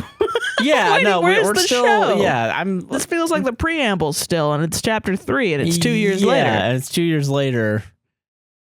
Maybe we haven't gotten to the show yet. I don't. That's because how I'm feeling. Okay, I know. This is a very. I know what I'm about to say is a very Western view of storytelling. I mean, the person that wrote this was from the UK, so they are a Western storyteller. I get to fucking say this. Is your point, and thank you. Yeah. In Western stories, and that's the only type of story I'm fucking familiar with, is a dumb cracker in the US. Okay. Usually, stories are about growth, and so the doing the growing growth is the story. Yeah, usually. But I wonder how much more growing. There can still be more growing, but I feel like it's a weird start after the first growing. Yeah, you know? Do a flashback to when you got rejected. You know, maybe do that first instead of I don't 3 chapters of bullshit. I really wow, I had some faith maybe in the last one. Well, I still have faith. I think there's still some left, but because there are 30 chapters. We're only on chapter 4. We're 10% of the way. I guess technically, that's the. I guess technically speaking, this would be a call to the adventure. Yeah. So it's just now it is. Yeah, now it's the call to adventure, and fine, cool. That's So I'm like, what's gonna happen next? That's what I want to know because you know. Yeah, that's true. I mean, I really, fuck, man. It's just really, it's unheard. It's unusual. I just love the dialogue up. Your parents are in the hospital. Okay, I will come see them as soon as I can. Yeah. Sounds great. Awesome. All good. You should be like, I was fucking silently crying. If you really want to say that. Say that you're devastated. Or something. I mean, I guess that's human reaction. The real critique now is that, it does feel very robotic in the sense that, like, not a lot of. I don't really know anything about Kara other than what she wears and what she looks like. Yeah. And, like, I would be okay with that maybe 20 chapters in after hearing more about Kara's personality. Yeah. Because right now you're leaving a lot of work on the audience to like fill in the blank of like, oh, I guess she would be upset. Right. Which I'm like, okay, maybe it's like your name here, and that would be fine. Yeah. Because this is a Wattpad. I'm not expecting of course. You know, that would be fine. However, it's very specific things: ombre hair, Ugg boots, motorcycle, leather jacket. There are specific details. You want us to have a personality with Kara, but you're not describing her emotionally at all. Yeah, it's very. I mean, it's surface level. Yeah, it's just it's very property. Surface level. Yeah, it's so capital. It's. Oh, I know that she probably makes some money now. Which I'm like, okay, fine, if that's what you want to tell us. If the prose beautifully develops in the next couple of chapters into an emotional landscape, then I'm gonna be impressed, because then that's a further metaphor of I was only concerned with the surface level in the beginning of my life. Yeah. And now I am developing an emotional, and that's true. Strata. And and like, I guess on the whole, it would make more sense. I know we're going by it chapter by chapter. Yeah, but it's been 3 chapters. It's been 3 chapters. Not much has happened. She's moved to a different city. Like, she's done big things. Big things have happened, but it doesn't feel like there's been completely changed. Yeah, it doesn't feel like there's been consequences. It and doesn't is now feel like going. It feels like we sped run the hero's journey circle. Yeah, we just the story circle. We've speed run the story circle. Yeah, you know, because that's what you do with stories. You speed run. As you go through them as quick as possible, then you do them again. I mean, I do like that I'm on my toes. Yeah, I mean, there is at least like what can happen next. Like, let me start reading these comments. How about God? I actually do want to know the comments under the 2 years. Yeah, no, because that's the everyone. I hope there's at least one person going like, wait, what? Everyone is. Literally every single person's Good. like, what the fuck? Good. And then somebody misread it and said, I thought she was only supposed to stay for 1 week. And somebody corrected her and was like, no, she has to call once a week. Oh, okay. Yeah. All right. Okay. That's nice. Yeah. And then somebody goes, well, that's a huge leap. And then somebody else whose comment has been offensive has been reported as offensive and is under review. I had to scroll all the way back up because my dumbass wasn't paying attention. 2 years passed. Damn, I was confused AF. That's one hell of a time skip. The fuck? The queen will come back. Oh, okay. And that's it. Okay, everybody's pretty fucking weirded out by 2 years later. Well, because 2 years is like I think like you can use the 2 years thing. Usually, like, I guess you usually use it at the end of a story, right? Or near the end of a story. Like, as a way of, like, time passing where, like... Because, there are things that, like, you don't need to hear about, you know? Yeah, I don't know. I think liquid time all the time is fucking gonna be cringy. Like, you know, in the Twilight where there's just, like, November, December... each page. I think sometimes that's a little much. It's fucking dumb. Come on, man. It's dumb. If you're going at that point, just say I think don't like do like a header, I guess. Don't do it like like a checklist of the month, you know, where it's like just say that like time passed at that point. Or describe the scenery if you're gonna do like a seasonal shift, you know, like a Jane Austen kind of situation. And this is weird because like I started wearing glasses and I had a long beard. Yeah, I mean this is weird. Time has passed. Yeah, and like I've never seen myself. I mean, okay, so for those of you who don't know my background, just so I can say that, just so I can have a little bit of authority. No, a little bit of authority. Josh, what are you talking about? For high school, I went to a fucking art school specifically for writing. And after that, I went to college and I started out, I've taken a few screenwriting classes specifically to learn more of that. I think I have another screenwriting class this semester. Oh, that's cool. Specifically for like AV production, not even like film production. But like I used to be like the very much like telling, not showing kind of person. I liked being blunt. Oh, really? Yeah. Yeah, no. And like, you know, because I liked writing a lot of nonfiction. I like, you know, but as someone who has read a lot of fiction from a lot of new writers, because we were all fucking like 13 at the time, you know, and like just learning how to write. I mean, there are.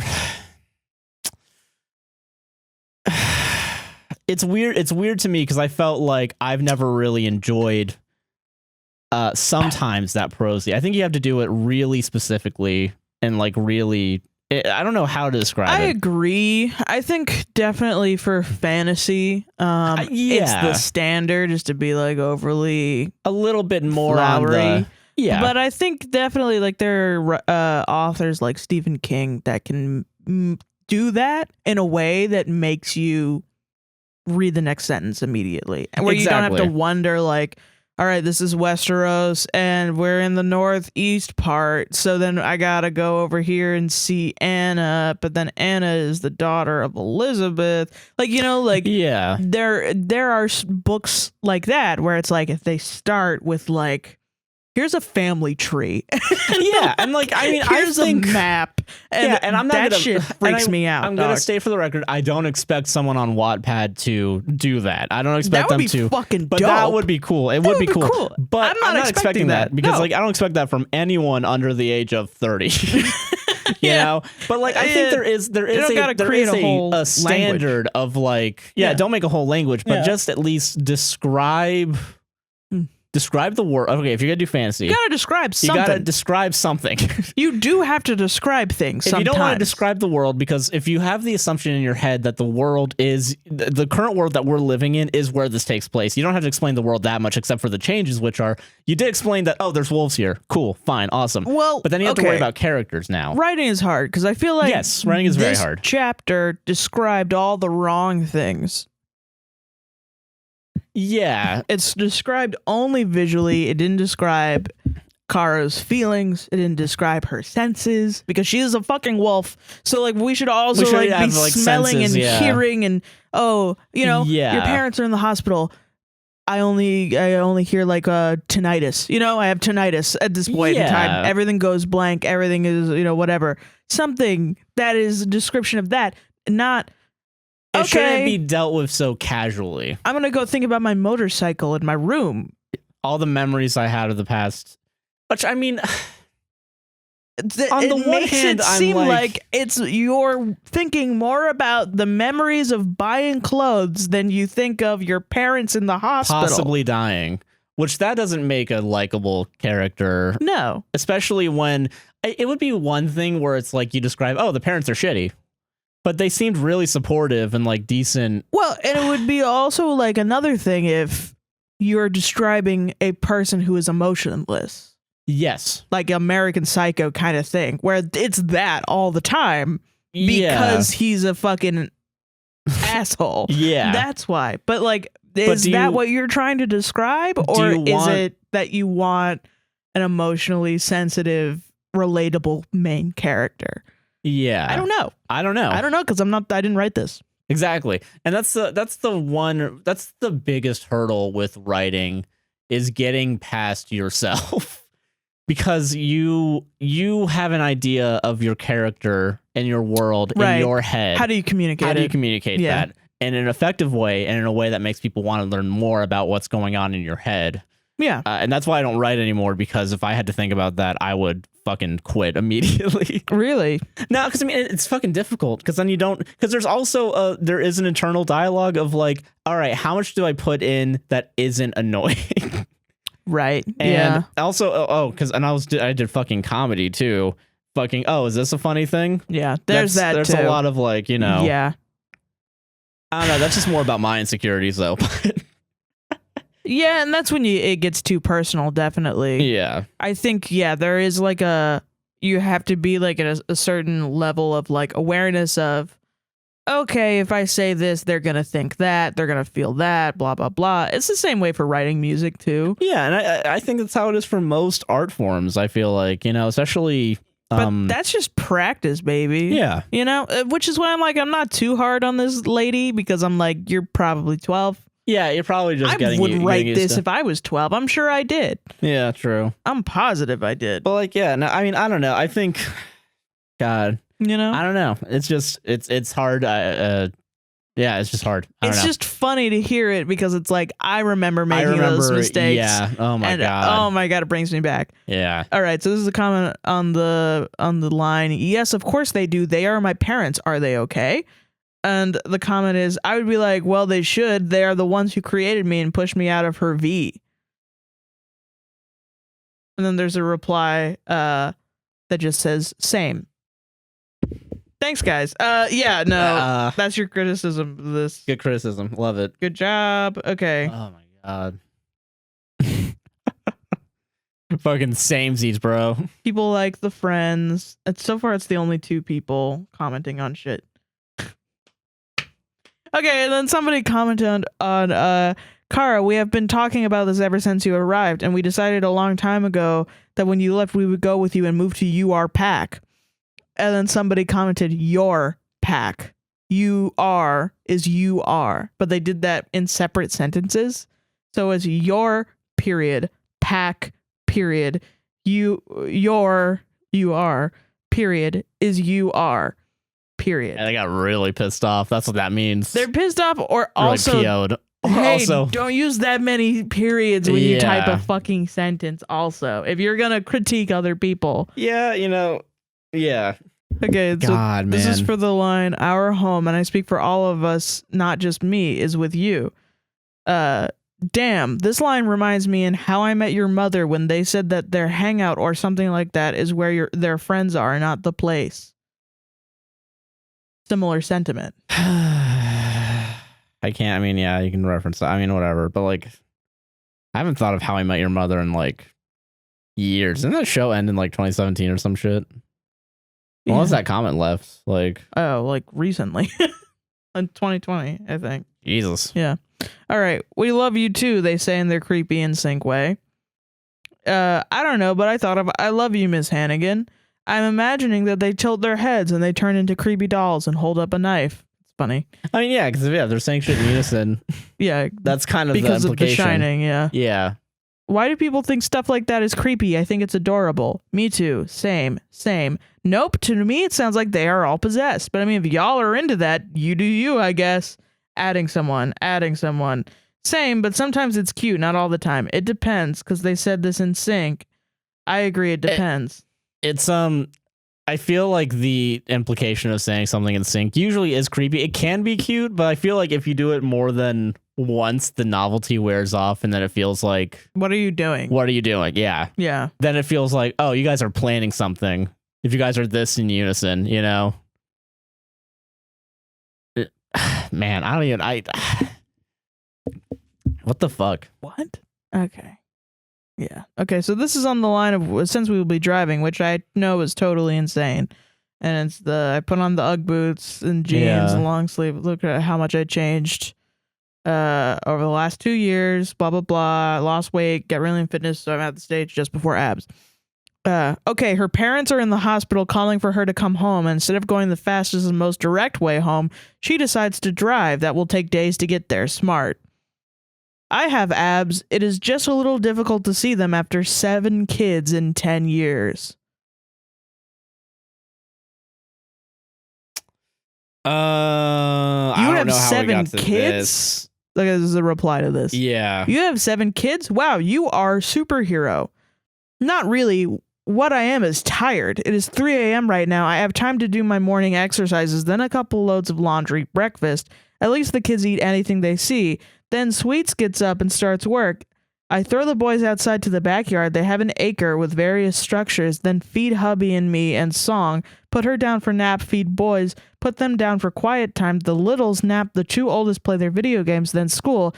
Then outside with their dad this time. Fix dinner. After dinner, Sweets entertains them in the kitchen, in the living room, while I clean the kitchen.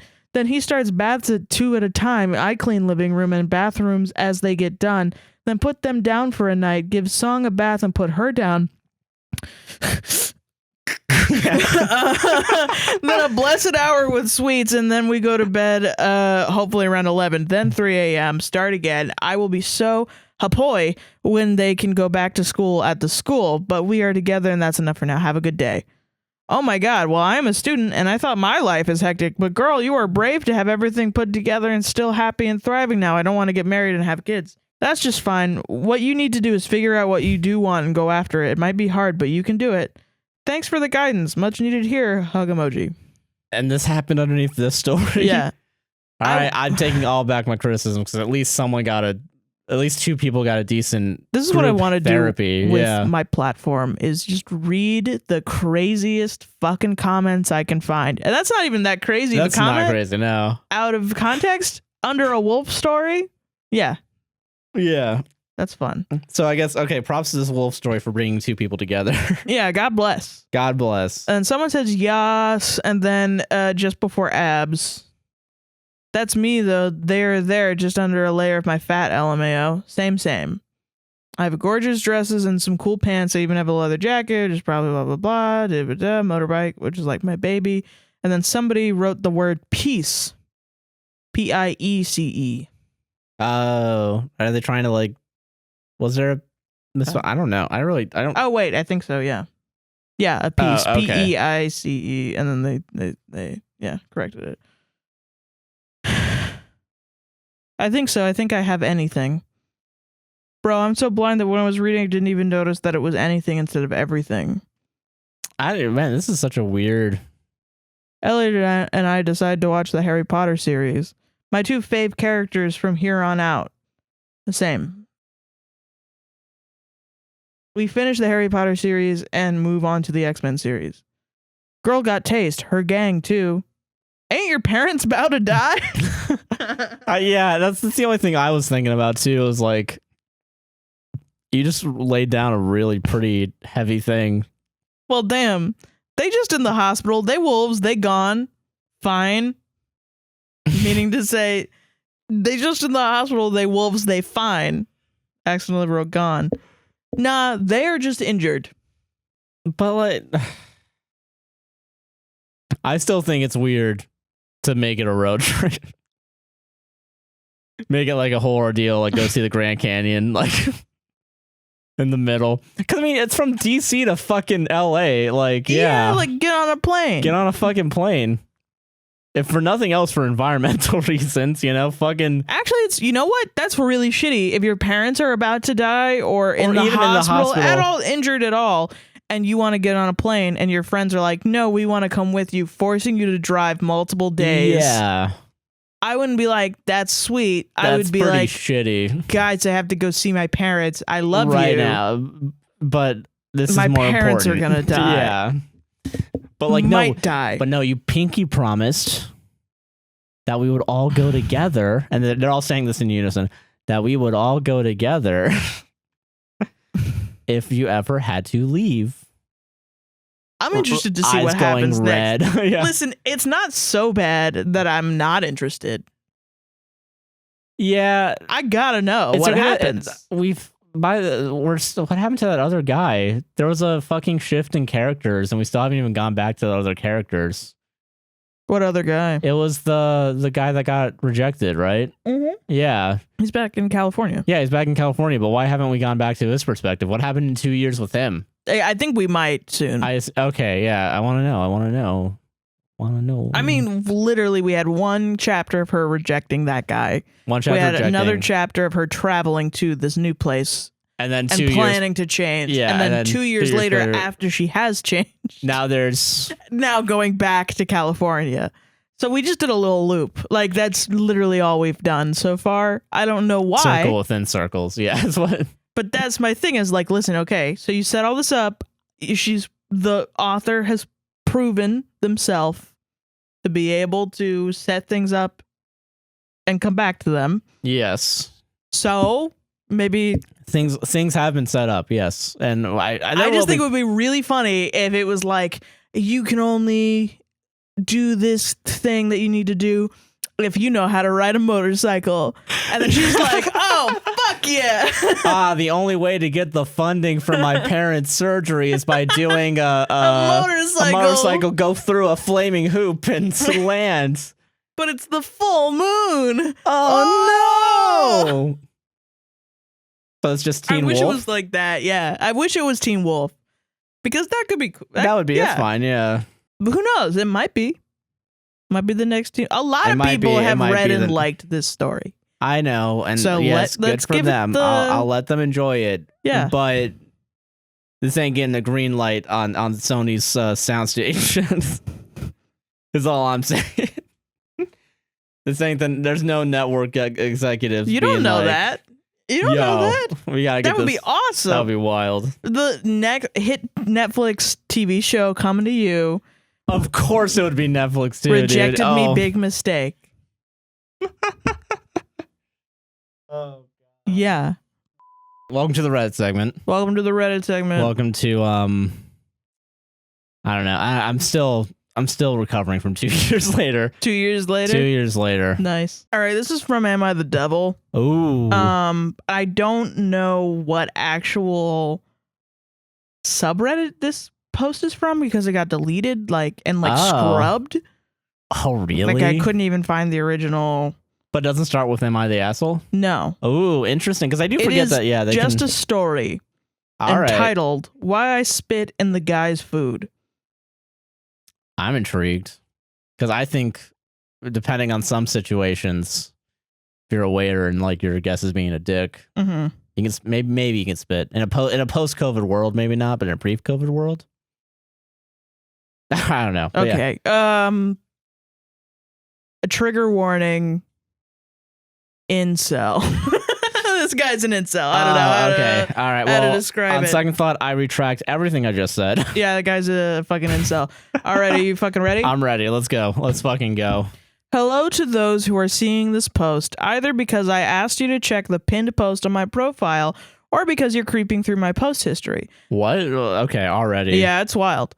This is about a guy, let's call him Brian, who I'm on bad terms with. I was very displeased to see him eating at a restaurant I worked with a girl, who we'll call Molly, and thought about doing all sorts of things, like dumping a drink all over his head or confronting him outside the restaurant, but in the end, all I did was spit in his food, which led to me getting fired from said restaurant. Why would they fire you for doing that? Right? I didn't say what caused us to be on such bad terms because I honestly didn't think it was relevant to any of the posts I made. But a lot of people commented and messaged me asking for the backstory, and I didn't feel like writing the full story every single time, so I just decided to do it here. All right. Interesting. Okay. Brian and I were on the same floor sophomore year of college, and I actually considered him a friend. He was actually pleasant to talk to, and we listened to some of the same music and watched the same TV shows. He was one of the few people I tolerated on that floor. Most of them were loud and obnoxious frat-type guys and sorority-type women. The residential area I lived in was known for that sort of thing. UMass people know what I'm talking about. Yeah, all the way in the back. You know what I'm talking about. He's like, this is like his type 5. It's not, I don't, yeah. It's not, yeah, okay. It's more than 5 minutes. But that all changed one night. You see, Brian knew I had a crush on one girl that lived on our floor. Let's call her Joanna. She was the nicest, prettiest girl I'd met in a while. I was head over heels for her, and I guess it must have been pretty obvious because when I told him, he kind of smirked and said, yeah, I could tell. Brian and I were on a floor group chat that had been made at the beginning of the year, and even though Joanna wasn't, she hung out with the people in it a lot. One weekend night, some guy said in the group chat that he wanted to finish off some cans of beer before he left to go on vacation since he couldn't bring them with him, and everyone on the floor wasn't invited to his room. Brian and I came, and so did a bunch of other people, including, lo and behold, Joanna. Molly was there too, but she doesn't get involved in the story until later. But I told Brian that this was going to be the night that I get with her. Ooh. I tried talking with her a bit, but it seemed like Brian was hogging her attention.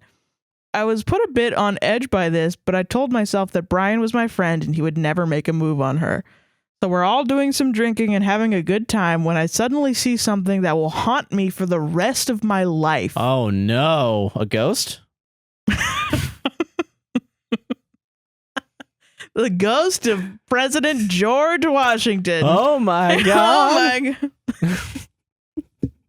I'll figure out who you are later.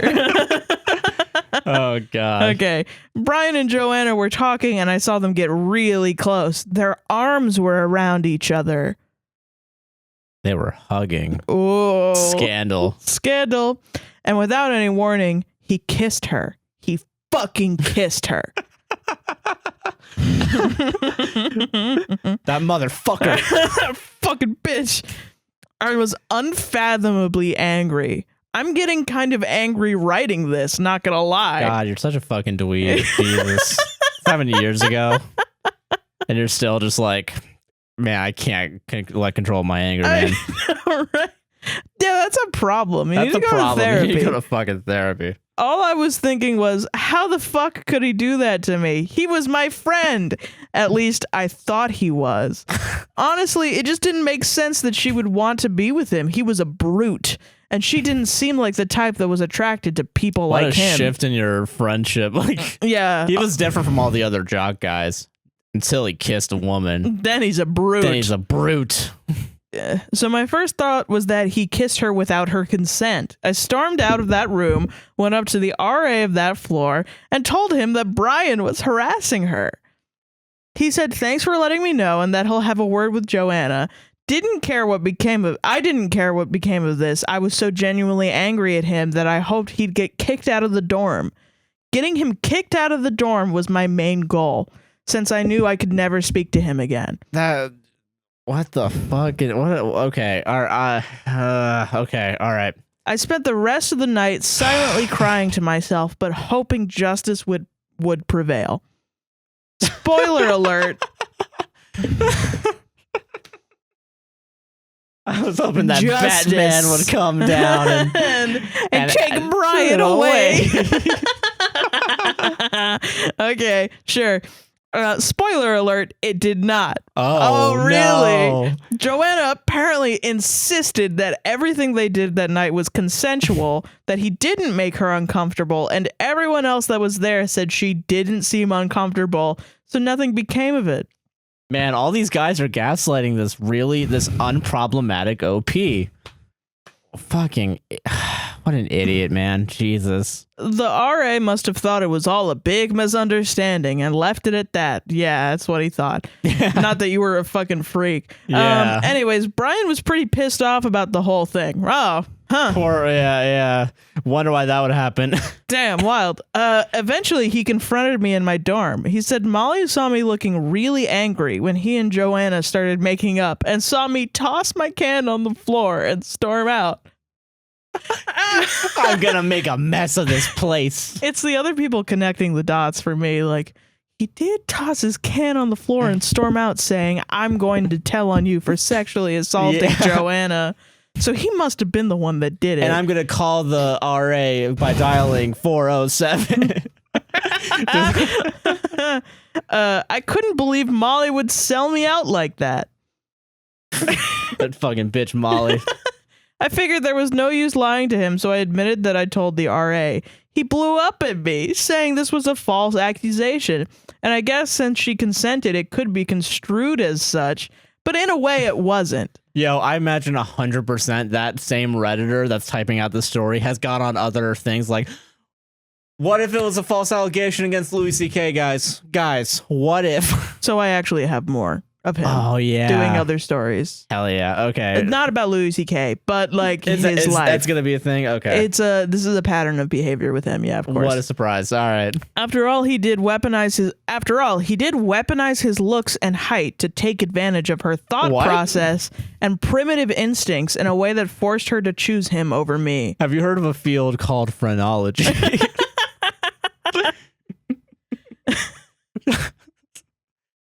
Can I measure your skull, please? 100% that guy, this fucking incel believes that shit. Yeah. I tried to explain this to him, but he wasn't having it. He said I could have ruined his life and that false rape accusations are never okay. I told him it wasn't a rape accusation. I just wanted the RA to separate the two of them. I told him how fucked up it was to make a move on a girl he knew I had a crush on, and that he would have done the same to me if it was a girl he was into. I don't know about that, Chief. Why do you think everyone thinks like you? That's a weird fucking, yeah. He made up some bullshit about how I didn't have a chance with Joanna, that I quote unquote creep her out, etc. Sounds like some bullshit, yeah, king. What a liar this Brian is. Unbelievable. Eventually, I just told him to fuck off and slammed the door. I moved to dorms not long after because I was worried Brian and his friends were going to beat me up the way they were talking about me. I didn't see him again until I saw him at the restaurant. I was pissed off seeing him with Molly because I had trusted Molly as well. I considered her a friend too. I even had a bit of a crush on her. Well, all right. It's not fucking fair that this asshole can get any girl he wants. So there you guys have it. So, I think it's okay to spit in people's food if they like curse you out. I don't think it's okay to spit in people's food after you accuse them of harassment and then get mad at them for when they call you out on making a fake harassment charge against you, and then you just see them dining with another girl that you weren't even going after in the first place. But then you still also somehow had a crush on her because you probably had a crush on every single girl. Yeah, all women is this guy's property in his eyes. Yeah. This guy's a fucking weirdo. The top comment on this is, I don't think this is a troll post. Checking this guy's history, I think we got ourselves an incel. Oh, yeah. So, okay. So then, blah, blah, blah. Somebody said it's a long-form troll. And, so, okay. No, it's not. It's not. There are multiple. Trigger warning: spit, sexism, incel, racism, and fetishization. This isn't all of it, just a selection. Oh, no. Some links will go to Undid It and RevEdit. So, they've gone like into like the old caches of like, not caches, whatever the thing is. I think this guy has been scrubbed from Reddit because probably like suspended or some shit. Yeah, something's happened. Yeah. I wonder what do you. Well, I wonder what the line was that was crossed, because there were many lines crossed in that post alone. I'm gonna just read the titles of the posts. How about that? I'm because cool with that. they're very long and it's filled with the exact same thing, and you can fill in the blanks. Yeah, I think we know enough about this guy to kind of assume how he would act. Search this post on Am I the Devil if you really want to go read it, because you can't brigade the guy. You can't find the post. He's gone. Should I, 21 male, tell my friend, 22 female, who's about to graduate, that I have feelings for her? Little feelings. What about his feelings, Ella? So then he updated and said, so recently I took the sub's advice and asked and told a female friend of mine how I felt about her. Unfortunately, this did not change the fact that she has a boyfriend.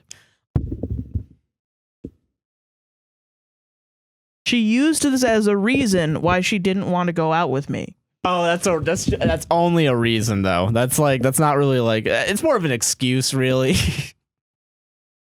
Wow. So then he has a comment somewhere else.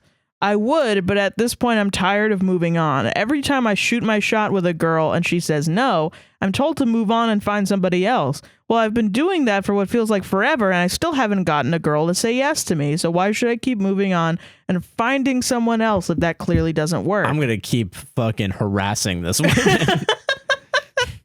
Yeah. God damn it. Wow, huh? You know? I don't know what my point is for bringing up this guy. Yeah. I just think this is more what a tableau of extra proof of a real guy that happens. Yeah. What are the legal ramifications of a restaurant employee spitting in someone's food? Okay, here's the thing too. Like, you got fucking caught spitting in someone's food too. You didn't even like try to hide it, or you did it in broad daylight. I think so. Yeah, I think he just like you're just an idiot. Then. Yeah, he's an idiot. So then he commented on that post. It wouldn't lead to a health code violation for a one-off incident, though, would it? Yeah, probably. Yeah, it would. Yes. Also, considering what that guy did, doing what I did is understandable. I promise. No, actually, no, it was not. If it's not like Jeff Bezos or something, I don't really see. Yeah. Or if it's not you're serving Hitler, like, I don't know what else to. Yeah. You get like a really, really bad, like, I don't even think there's been like that many horribly bad customers that I've seen that I've been like, man, I wish I could spit in their fucking food. Yeah. Like, even when I worked in food service, I think maybe at Disney I probably had that thought, but that was mostly me being mad at Disney. I mean, I've been screamed at by guests before over dumb stuff, but like, it's still pretty bad to the point where I can understand why they're upset. Yeah, and like, I don't know. Yeah, it's really like, it's not like I want to fuck up their vacation. Yeah, exactly. Right. Yeah. Like, it's never gotten to a point of action. You know what I mean? I'm going to do something to them. Yeah. Maybe I did when I worked at ePass. Because there were some people that would call in screaming and not listen to us, and it was like really, really bad. But most of what I did was just hang up the phone. That's fair. No, that's fine. Yeah. Okay. More titles. Yeah, this one gets me. How to ask out my cute Asian coworker.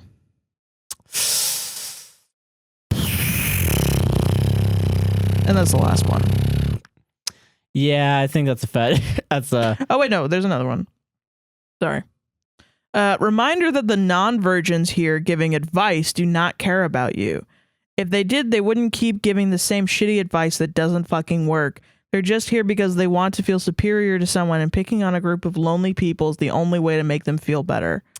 No, they get pussy, so they feel better. They do feel better, yeah. Yeah. It's them getting pussy that makes them feel better. They probably are trying to help people. Sex is not the most important thing in the world, if I'm honest. It is really good. Listen, I'm saying, but like, there are ace people out there that live extremely fulfilling lives. Yeah, no, I get you. That's fine. But don't like freak out because you can't get pussy because you're a little jerk. Yeah. You're just a little jerk, and every woman can feel that innately about you. And so you don't get pussy. So don't turn around and be like, the pussy havers have you discriminated against me. That's not how that works, baby. Yeah. They keep giving me the advice of not saying bad things to women, but they're such bitches. Like, I don't know why they won't suck my dick. Like, what the fuck? Yeah, you're gonna. There's no advice that will make it so that you get pussy every time, because the pussy is not entitled to be given to you. Exactly. You know what I mean? Sometimes people just don't like you, and that's fine. But they're for sure not going to like you if you act unlikable. Yeah.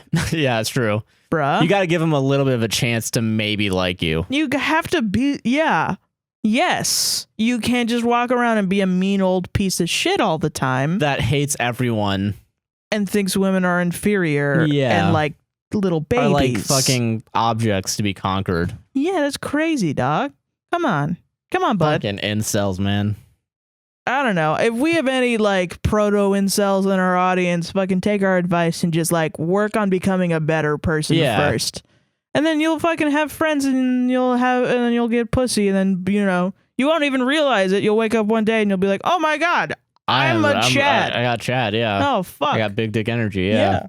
I know how to woodwork. I go to billiards practice on Saturdays. Yeah, I'm a fucking bro. Yeah. I do things that make me feel fulfilled in my life. Join the photography club. I do nice things for people. And it makes me feel happy. Yeah. Donate your time. Go volunteer. Yeah, and get nothing out of it. Just do it. And, you know, just do shit where you're not just constantly thinking about, why don't I have pussy? Why don't I have pussy? Why don't I have pussy? Why don't I have pussy? Why don't I have pussy? Why don't I have pussy? Where's the pussy? Like, damn, bruh. God. Yeah. Hilarious, though. I love it. Jesus. You can't always get what you want. I always wonder about incels, man. Like, if it is a pipeline or if it's like there is just a personal failing, you know? It's a lot of things. I think. Yeah. I don't know. There's I haven't done much. There's good, like, I think Innuendo Studios made a good series about like the alt-right, and I think there was like one specifically on incels. It's interesting. It's a lot of shit. Yeah, like, is this guy a victim of misinformation, but now he is a perpetrator of sexism? Yeah, probably. You know? Yeah. And believes in phrenology and is a racist fetishizer. God. All right. Oh my God, this one got popular. Jesus. Well, this is a popular one. I keep finding the popular ones, guys. Yeah. So, from r/am I the asshole? I don't know why I said it that way. From r/ Am I the asshole for not taking a conversation about parenthood with my wife seriously? Well, I don't know. That it could go either, you know. This sounds ridiculous. It does. Because it is. Okay. Well, now I hate you. I, 27 male, don't want children. I've never wanted children. Oh, well. Sorry, go ahead. Yeah. My wife, Liz, 26 female, is aware of this. I'm in the camp of, quote, it's not a resounding, I want this with my entire heart and soul, yes, then it's a no. I think kids are cool and wonderful and major sources of joy in life. Do I want to be responsible for raising one? Nope. Okay. Prior to getting engaged about a year and a half ago, I lived with my best friend, 28 male, and had done so for nearly a decade of my life. He and I each adopted a dog while living together and called each other, quote, co-parents. We have doggy playdates on the regular, and I'm over at his place multiple times a week because of this. This morning, my wife brought up children. Like I said, she's aware of the fact I don't want them. Her sister recently gave birth to our niece, and while looking at the photos, Liz said, quote, wouldn't it be nice if we had a baby? Or something along those lines. I responded with, quote, I'm already the co-parent of 2 babies, and I don't have room for any more. She got angry at me and said I wasn't taking her or the concept of parenthood seriously. I told her I had no reason to take this conversation or the concept of our parenthood seriously because we are never having kids. Am I the asshole? I feel like I'm missing information here. Yeah, it's a little. Yeah, that's, what did she say after that? Because, like, it's a weird reaction. I think it could be a misinterpretation of her saying, oh, wouldn't it be nice if we had kids? And then he's like, ha ha ha, joke, joke, joke. And she goes, what the fuck? I was trying to have this conversation with you. But then if he responds with, no, I'm never having kids, shut the fuck up, we're not having this conversation. Well, yeah, because he literally said, like, what is it? But then also he told her before, so I don't know why she's bringing it up. I don't know why she's bringing it up, but then also I don't know why he's responding like, oh, my dogs are already my babies. Well, because he doesn't want to have kids. Yeah. But then I'm like, okay, talk to your wife. Yeah. Did the conversation end after that? And then she just didn't respond and went somewhere else, and now you haven't spoken to her since? Like, what's happening? I don't know. I think, okay, because the thing that made me kind of go, like, you're maybe a little bit the asshole is the sentence, I told her I had no reason to take this conversation or the concept of our parenthood seriously because we are never having kids. I feel like it's a weird, like... That is a weird... I feel like it's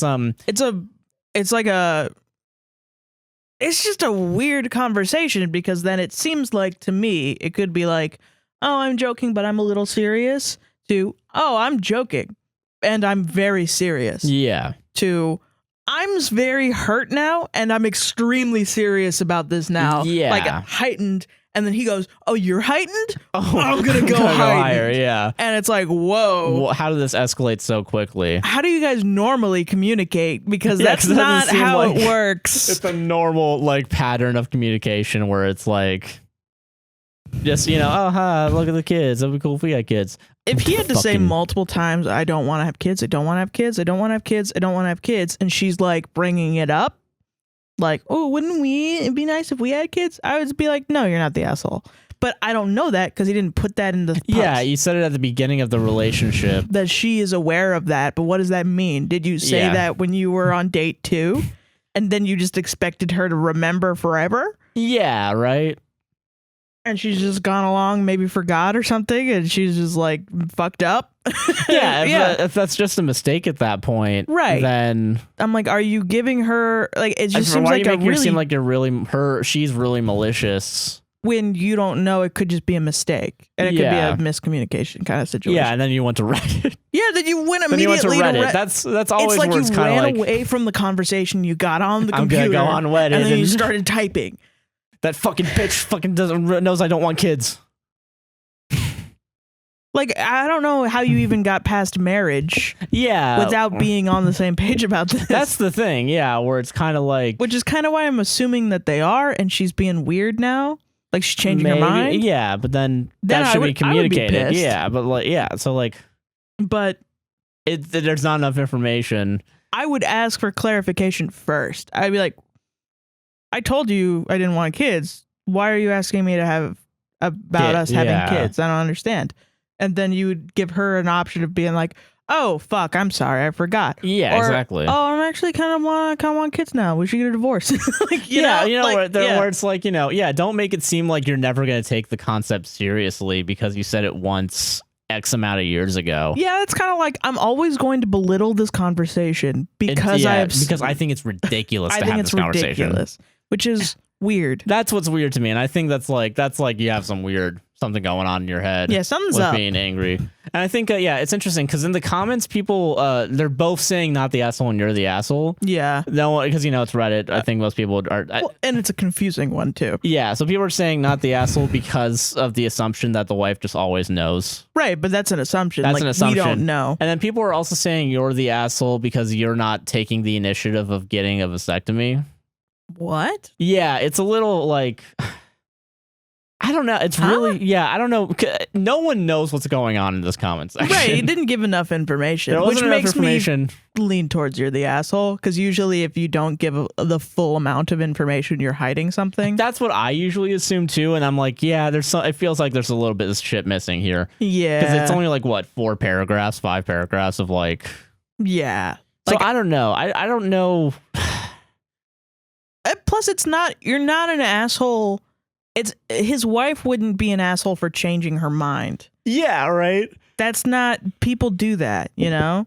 People definitely change over time. You both should have been completely sure before you got married. Yeah. But like that shit happens. I don't know. That's a very valid reason to break up, but it doesn't necessarily have to be accompanied with hostility. Yeah, of just like, I'm gonna fucking kill you if I ever bring up kids again. Yeah, like what? You don't need it. That's the only kids in this house are getting wiped down the drain. All right.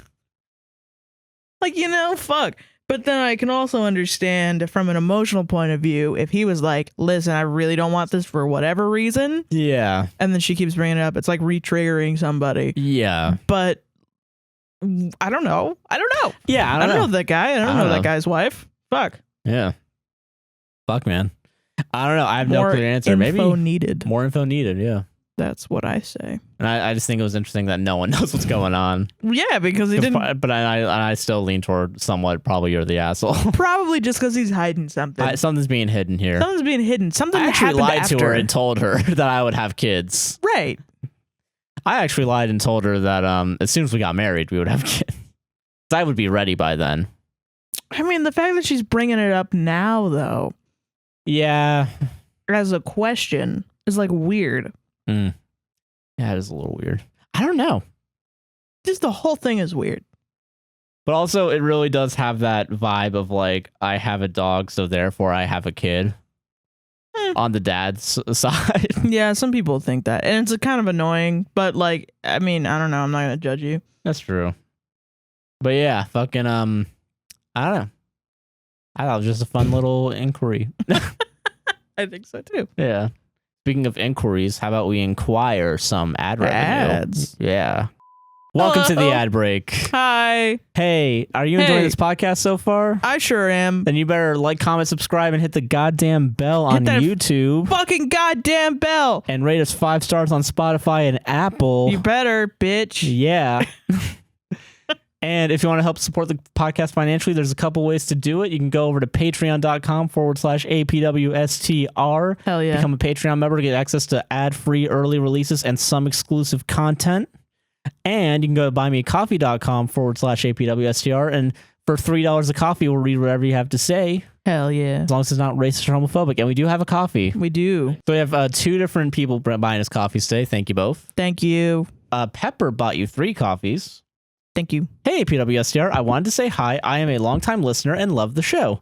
Y'all have a fun vibe like older siblings giving cool advice. Oh. I just got married and we'll be honeymooning in West Virginia to slap Mothman's ass. Hell yeah, dog. It would be cool if y'all could read Wattpad content. Wait, we already just did. We just did. Did Also, it for you, Pepper. Yeah. Also, all of these coffees are for Sarah since women don't have rights. Lol. It's my money. No, it's not. Joke's Josh on you is gonna guys. take I it. control the money. And he's going to take... I'm going to take all those coffees because you fucking threatened me. He threatened You his threatened masculinity. my masculinity, yeah. This is a fucking hostile takeover. Yeah. Yeah. The pansexual pizza pirate, I think it's supposed to be pirate, I assume. That's pretty fun. The pansexual pizza pirate bought you 5 coffees. Just wanted to say thanks for doing these listener stories. I often want to post on Reddit with my problems, but I prefer to keep the number of times I'm called a slur or told to kill myself to a minimum. So thanks for providing helpful feedback and just all around being cool people. Anytime, that's why we do this. That's literally why we do we've this. done it through Reddit, yeah. That's why I spotlighted an incel for you guys today. Yeah, so you guys can see why not to go to Reddit, yeah. Little homegrown incel mushrooms in the dark lit, swampy areas of Reddit. Yeah, no. I do want to provide a safe space for people that would just get absolutely obliterated. Destroyed, yeah. By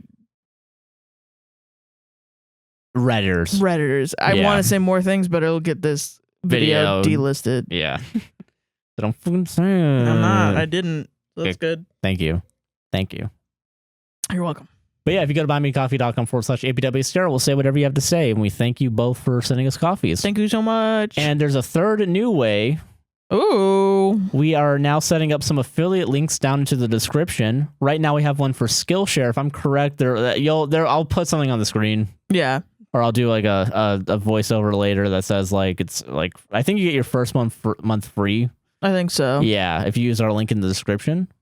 Okay. I don't know. But yeah, if you want to try out a new Skillshare membership, it'll be down on it. Yeah. See what they give you. I actually used to use Skillshare back before I started college and actually helped me out. It's a really good supplement. Same. It actually slaps. Yeah, I did for drawing and like. Yeah, I did for graphic design and a little bit of music. Yeah. Oh, yeah, sure. Helped out a lot. Yeah. It's dope, actually. Yeah.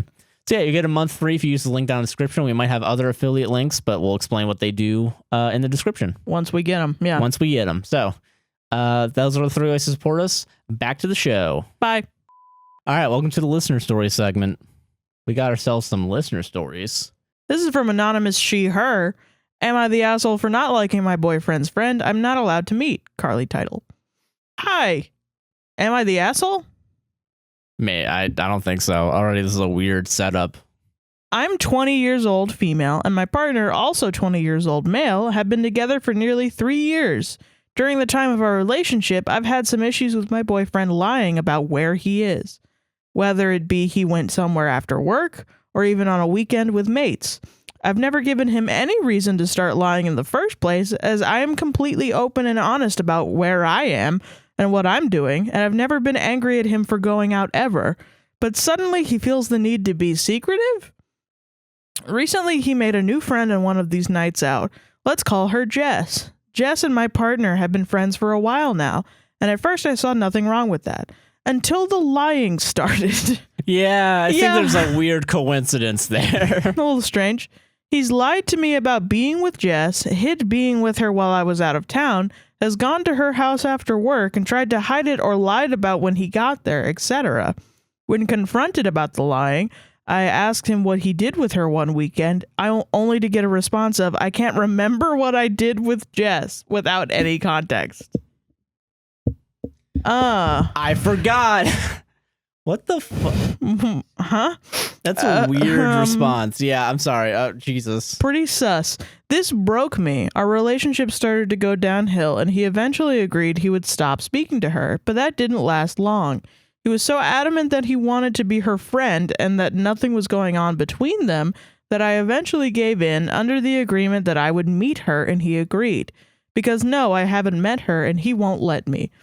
I get every excuse under the sun when I ask to go with him to hang with her, and it's been about 6 months since they became friends. He's constantly messaging her, and when he does, he turns his phone. And when asking him why, he responded, because I know you don't like me talking to her. Okay, fuck this guy. Yeah, fuck this guy. What the fuck? At this point, I honestly do get a little angry and highly uncomfortable when her name is always popping up on his phone. And when I do see a notification from Jess, as of recently, I have had reactions such as disgusting or really, because I can't stand what to me seems like such little respect from my partner. Should I trust that there is nothing going on like he says, or am I the asshole for getting angry and uncomfortable about the situation? No, honey. I don't think you're the asshole, no. Just one more thing. Keep in mind Jess does have a boyfriend, but I feel like I have not been given any reason to be comfortable about any of this. No, that doesn't mean anything. That doesn't mean anything at all, yeah. If anything, you're in a relationship and your partner is going to another person also in a relationship with a partner that's getting also probably fucked over. The lying is that's the thing. The kicker, yeah. Even if he hasn't fucked her or anything. He's being real fucking even sus, if he yeah. somehow has not emotionally cheated on you, which I highly doubt. I bet if there is cheating, it's also emotional cheating for sure. Yeah. Even if there's no cheating of any kind, somehow he still has lied to you. Yeah, and I'm like, and has continued to do the thing you've asked him not to do. Yeah, like the second that when you said the words, it didn't last long. I think that was more than enough excuse to like. You need to break up with this guy. Yeah, like that's just such a weird. Reading that, my cheating receptors went off. Yeah, yeah. So like. I mean, I hope to God he's not, but honestly, at this point, it doesn't matter. Yeah, it's really like, it seems like, listen, 9 times out of 10, maybe you're in that 1 out of 10 right now, but I feel like 9 times out of 10, that's still shitty. Yeah, especially if he was fine and then he met Jess and immediately started lying. Like, that's like... Yeah, that's a weird coincidence. That's a very weird, like, lying is a thing I can do now that I've met Jess. Like... Ever since, I found out recently I could do this neat new thing called lying to my girlfriend. I'm Ricky Gervais in The Invention of Lying. Right, though. Fuck, bruh. Well. Yeah, no. Solved it. Yeah, break up with them. Break up with Sometimes it's just your a simple boyfriend. One. Sometimes just a simple break the fuck up. Mm-hmm. And then dab. I don't know why my camera was on. What the fuck? You fucking recording me, bro. I'm recording you right now, bro. How dare you? Yeah, fucking yeah. I'm not okay with it. You're not okay with being recorded right now? You don't consent? No. Well, too bad. Okay, so. Okay. This next story comes to us from Morgan. She, her. Mm. And Morgan is spelled with an I instead of an A.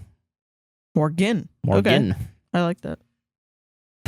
Am I the asshole for not liking my boyfriend?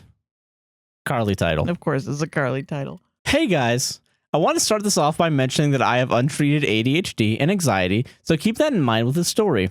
So I, 20 female, started dating this guy, 23 male. And what I mean started, I literally just started a week or two ago. Oh, okay.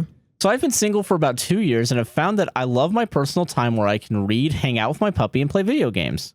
When I started talking to my boyfriend, I quite enjoyed talking to him. However, he's moving really fast. I have told him I don't want to move too fast because last time it didn't last very long. He said he understood, but a few days after our first date, he asked me to be his girlfriend. I again mentioned not wanting to move too fast and that we should go on a couple more dates first. Fast forward a week later, we have went on a couple more dates, and he made us Facebook official without talking to me first. I want to keep my relationships a little more private and not a huge fan of making things public like that. I went along with it anyway. Then he stayed in the night for the first time, and when he went home the day after, he texted me saying he loved me. Okay. Again, moving a little too fast. Yeah, wild. I didn't say anything because he's super sweet, but I'm not ready to say it even though I've said it back. He constantly wants to FaceTime, and I don't want to most of the time.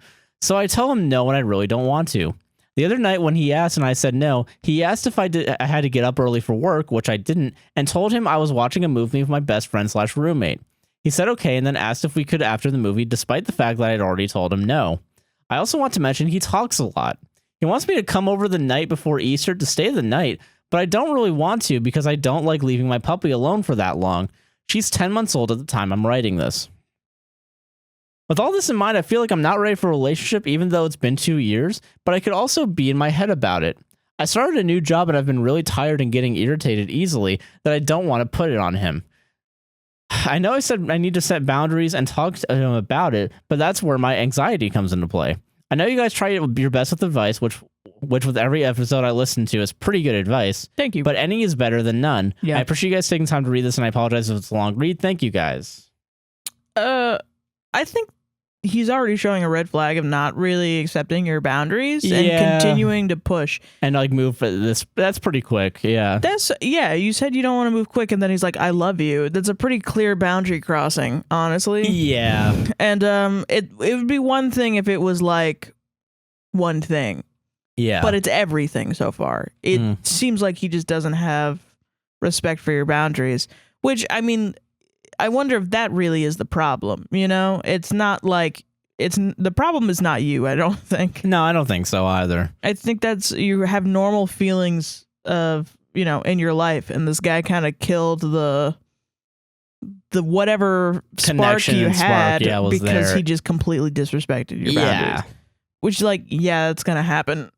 It's going to happen when you disrespect somebody, baby. They're not going to like you after that. They're not going to like it, yeah. So, yeah, I think you can just break up with them. Yeah, you're fine. And I know you're worried about being 2 years being alone, but that's fine. That's fine. Yeah, you said you enjoyed your... How long were they together? A few weeks. Oh, yeah. Yeah, you're fine. No, you don't need to change your whole goddamn life, It would be different if, you guys have dated for 4 years and then you have a job that makes it so that you hate your boyfriend or something. Yeah. Then, I'd be like, okay, you got to figure out what's going on mentally, But it's been a couple weeks and your boyfriend is already so fucking clingy. Yeah, that's weird. That's weird. That's weird as fuck, man. Yeah. But you're not the asshole. You got to be on the same page, especially in the beginning. Exactly. Or you have to at least be able to respect each other's time. That's the biggest deal. Yeah, time and boundaries. Yeah. Which that's not being happened here, so. Yeah. Fuck them. Solved it, though. Man, we're going for these quick. I know. Shit. We're like a machine. Yeah. We're fucking solving machines, baby. All right. Am I the asshole for never mind. All right. This is twice in a row now. Okay. I'm going to do it every fucking time now. All right. Okay. Okay. All right. Which means I'm gonna have to fucking listen. Yeah, you have to edit. Oh, I'm so sorry that you have to do your job.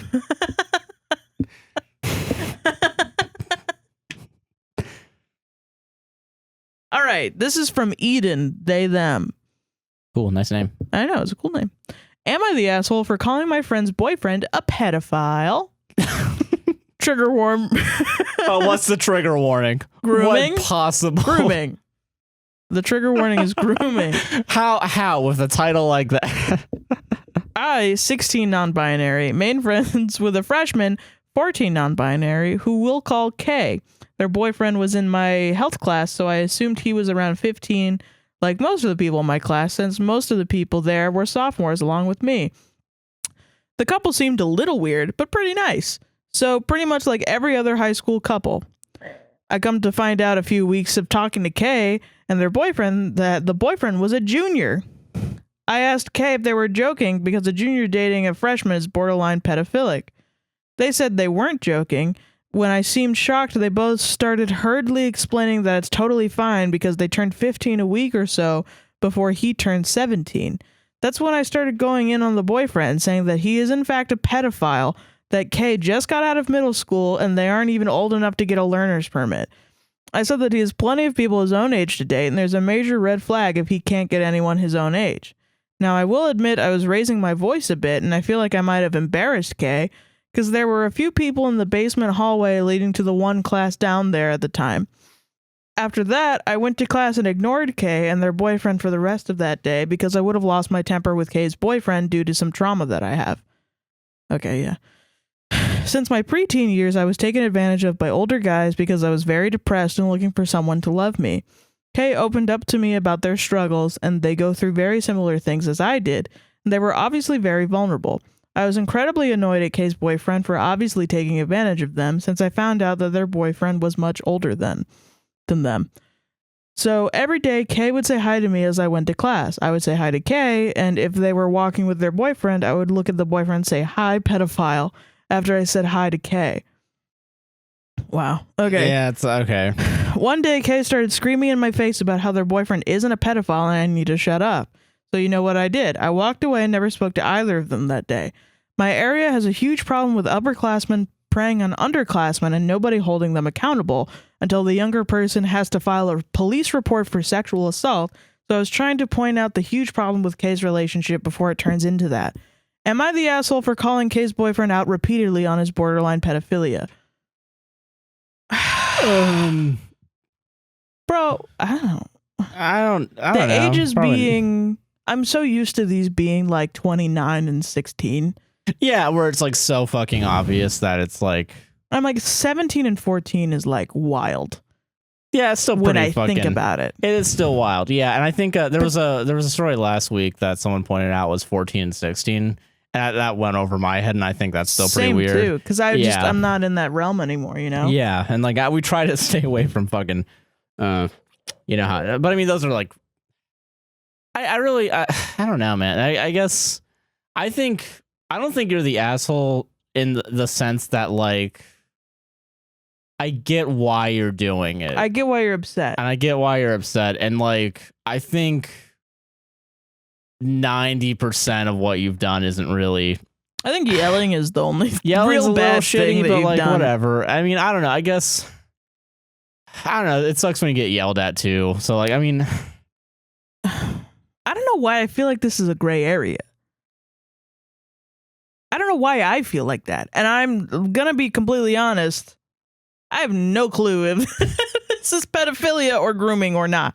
Because I do not know, and I was not in that situation, and I don't know very many people that were in that situation. Well, the thing is, because it's only it's a 2 to 3 year age gap. Right. So the number is small, but then I'm thinking when I was 14, kids, yeah, and 17-year-olds were way different than I was at 14. 17, there was a big, that's a big fucking deal. I think that's, well, I don't know if, okay, I would call it an age gap. I wouldn't call it, I don't know. I think everyone under the age of 25 is stupid. And I think that applies doubly for every year under the age of 18. But I also do get because like if it's happening where it's like malicious and like if this is like a problem in your area, then there's probably something wrong. Yeah, I think it is weird to prey on fucking freshmen as a junior. I think it's fucking sus. That's where I'm at. I'm like, I don't know legally what's going on. I don't know that shit. I don't know the mentality of it. I'm probably willing to draw a line and say that 14 and 17 is probably pretty bad. I think that's not good. I think it's sus. Yeah. I do think it's sus. And I think being concerned for your friend is a good thing. Correct. Yes. I think you going in so hot that you call him a pedophile every time is hilarious. I think it's hilarious. I think it's but great. I also think that's a surefire way to drive your friend away from you and not help your friend. Yeah. And I think I understand where you're coming from with the trauma, but then at some point you got to be like, which by the way, you're also like 14. Like what? I mean, you're not 15 16, or 14, 16. Sorry. So it's not you're 14, 15, 16. Any age that you're under 18, you're not going to be emotionally like, what is it? Like, you're not going to have all the tools you're going to need equipped to help other people get out of these situations. Yeah. And sadly, just calling someone a pedophile every day is not going to convince people. It. Yeah. But I don't think you're the asshole. No, I think your heart's in the right place, man. Yeah, your heart's in the right place. Yeah. I think in general, God, because I don't know how to apologize for this. Yeah, I don't know. Yeah, I don't even really think you need should to do that much of an apology, but I'm only trying to think of reestablishing a connection with the 15-year-old, the friend, the 14-year-old, and being like, hey, bro, listen, if you need help in your relationship at any time, reach out to me, But I will say, though, maybe just that. Don't even apologize. Don't just even be apologize. Like, yeah, I stand by what I said. I think your boyfriend is a pedophile. Yeah. That's what I think. That's what I think. I'm not going to change that. Yeah. But if you need help, let me know. Yeah. If you need help in your relationship, let me know. And then remove yourself from the situation because it's going to continue to trigger you also. Yeah. So it's like, that's not going to be healthy for you. Yeah. I don't know. I'm not going to say that you're overreacting. And I think there are going to be people that will say that, but I don't think you are. And I get where you're coming from. Yeah. I think it's a fucking risky situation to be 17 and dating someone that's like 14. Oh, yeah. Because you're about to turn 18. It's going to be 15. Yeah. Yeah. Like, yeah, no. Yeah. At that point. Or I think what they were trying to say is it's 18 and 16. Really? But that's still bad. That's not good. No, that's still bad. Yeah. But there are probably people out there that like their mom was 16 when they met their dad, who was 18 when they met, and they're alive and they've been, married for 40 years and they think it's okay. But I think it's a gray area in that sense. But if it was like, 16 and 20, no, that would be bad. Like I don't know. Well, I mean, because we have a 2-year age gap, but we also met when I was 19. We were both in college. Yeah, that's different. That's very much like the scale of things changing. Yeah, starts flattening out a little bit. Yeah, pretty much. But I mean, I don't know. Fuck, man. I don't know. I don't think you're the asshole, but I don't know. I don't know how to touch this one. Yeah, I don't know either. I don't think you're the asshole. I think the only thing that you did wrong was yell at them. Yeah, but they also shouldn't have yelled at you. But you yelled at them. So the playing field, it's the law of averages. Well, just everybody's reactions make sense because you're all a bunch of fucking kids. Like, yeah, I don't know. I'm sorry. No, I don't know. I'm sorry that this happened. I am sorry. I don't know. Jesus. Shit. Fuck. And I'm sorry that you went through all that stuff. I am sorry that you went through all this. Yeah, that fucking sucks. But sometimes I got no fucking clue. This next story comes to us from Marcy, she, her. Good name. Am I the asshole for cutting off my best friend? So Jessica, she, her, and I have been friends for nearly 2 years. During the course of our friendship, I have felt that she has treated me terribly, even disregarded my triggers, I have PTSD, because she felt she was more important despite knowing how it all feels. She also has PTSD. I have confronted her before, but she just basically gaslit me and blamed me for it. This really hurt, but I continued being friends because she was my only friend and I didn't want to be alone. Even after eventually apologizing, she still treated me badly by talking about me behind my back or even saying rude things to my face. I was told by my loved ones that she wasn't worth it, but still latched on. Eventually, I felt left out out of our friend group and mentioned it, but then the group started talking altogether. Eventually, I felt left out of our friend group and mentioned it, but then the group stopped talking altogether. It made me feel more alone, but I didn't want to message first because I was/am still caught up in my severe depression. I eventually found out some things that I sensed were correct and unfriended everyone, including Jessica. Eventually, I caved and messaged Jessica to get the weight off my chest/explain things, but she responded aggressively and, once again, blamed me for it all. I struggle with figuring out if I am actually the problem or that I am being gaslit so bad it makes me break down. She made it all about her and ignored everything I said, which makes it seem like she ignored me spilling my heart out to her. I assume she thought I was being aggressive at first, but I wasn't trying to be. She insists I should have messaged first, even after I explained my depression and my recent self-destructive behaviors. I am tired of trying to patch things up when she doesn't take any responsibility and just easily says I am the only one in the wrong. I admit I was also a bad friend, but it's tiring that she ignored the things she did and that she's mad I never apologized before when she literally never told me she was upset to begin with. I don't know how I'm supposed to apologize when no one made me aware that I was being mean or anything. I'm at a bad point in my life and I don't want to bother fighting with anyone, so I think it's best I let them go. Yeah. Yeah, I should let them go. Yeah. I mean, yeah, without specifics, yeah. Is that it? Yeah, that's it. Yeah. Okay. Yeah, without specifics, it just sounds like you're over her, honestly. Yeah, and just stay no contact because. And really, it doesn't matter who's in the right or who's in the wrong. Most likely, if this happened in reality, yeah, in the real world, and not in a storybook where there are heroes and villains. Yeah. True.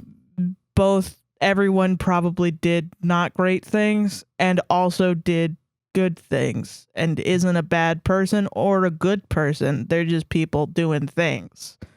So probably, I mean, yeah, if you don't like her or if you think that hanging out with her is not very good and for if your every mental time health and you're always butting heads and you don't need to do that shit. Yeah, no, fuck them. And you'll find a new. I know it sounds sucks easy, to be. Yeah, but it sucks to be alone. But you will find someone way better than Jessica. Yeah, and hopefully being away from Jessica, you'll be able to be like, oh shit, I have clarity in my life. Yeah, because I've been through something kind of similar, and I wasn't a good friend either. And I think also we just didn't communicate.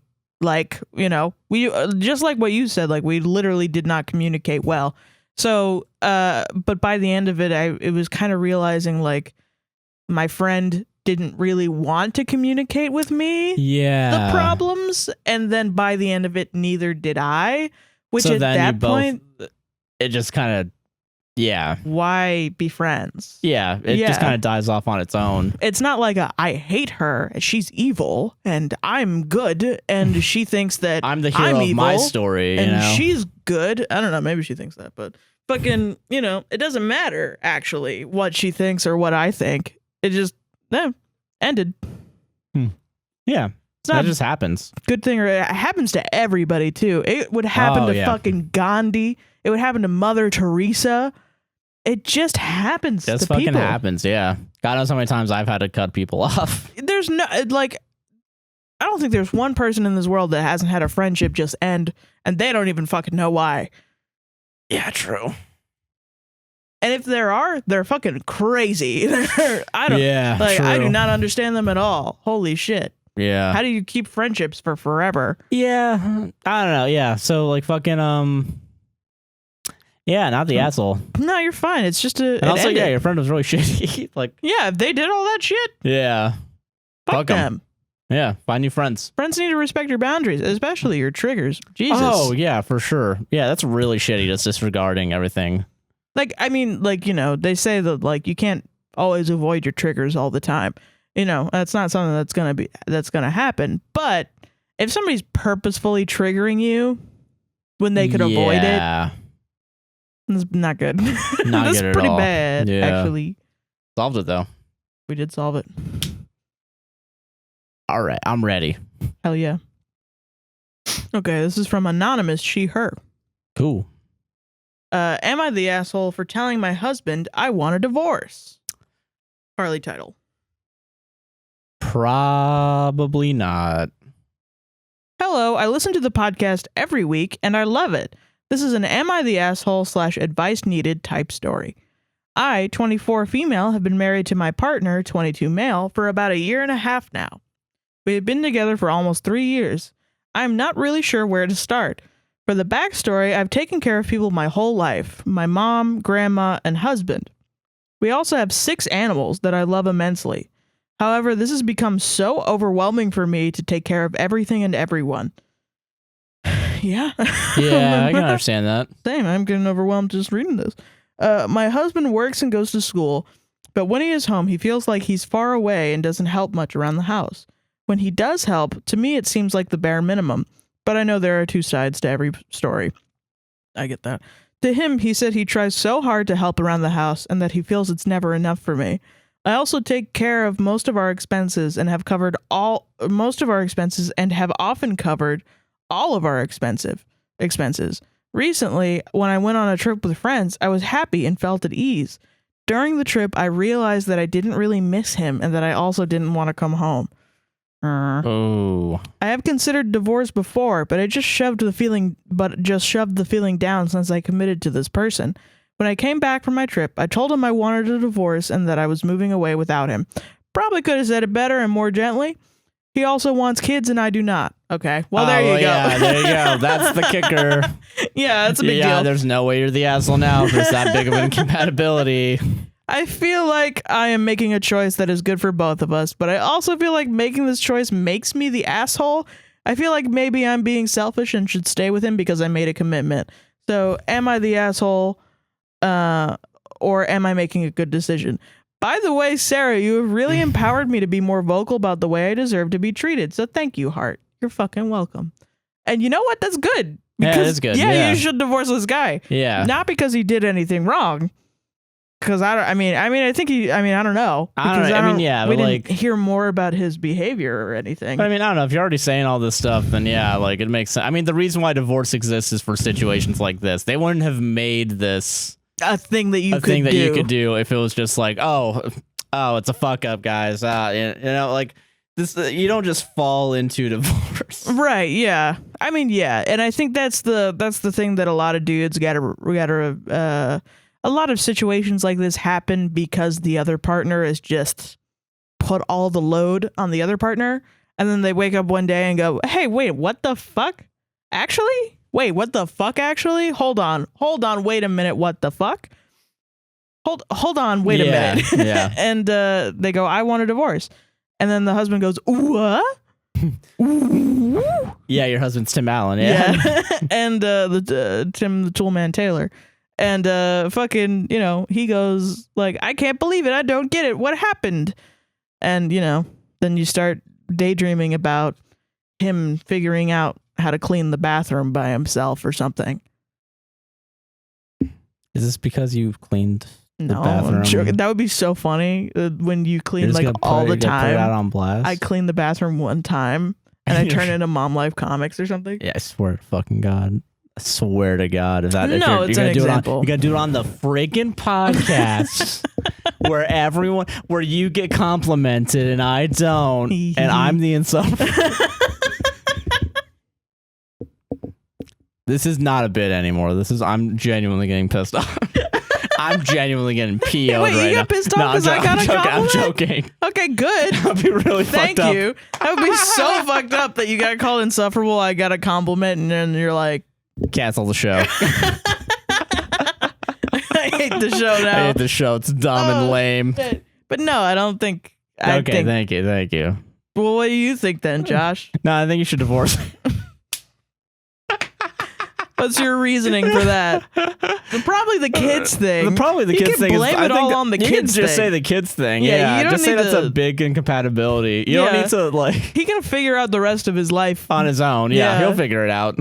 He'll put 2 and 2 together. Like, oh, also I didn't do much around here. Yeah, or he can find some lady that just wants to do everything.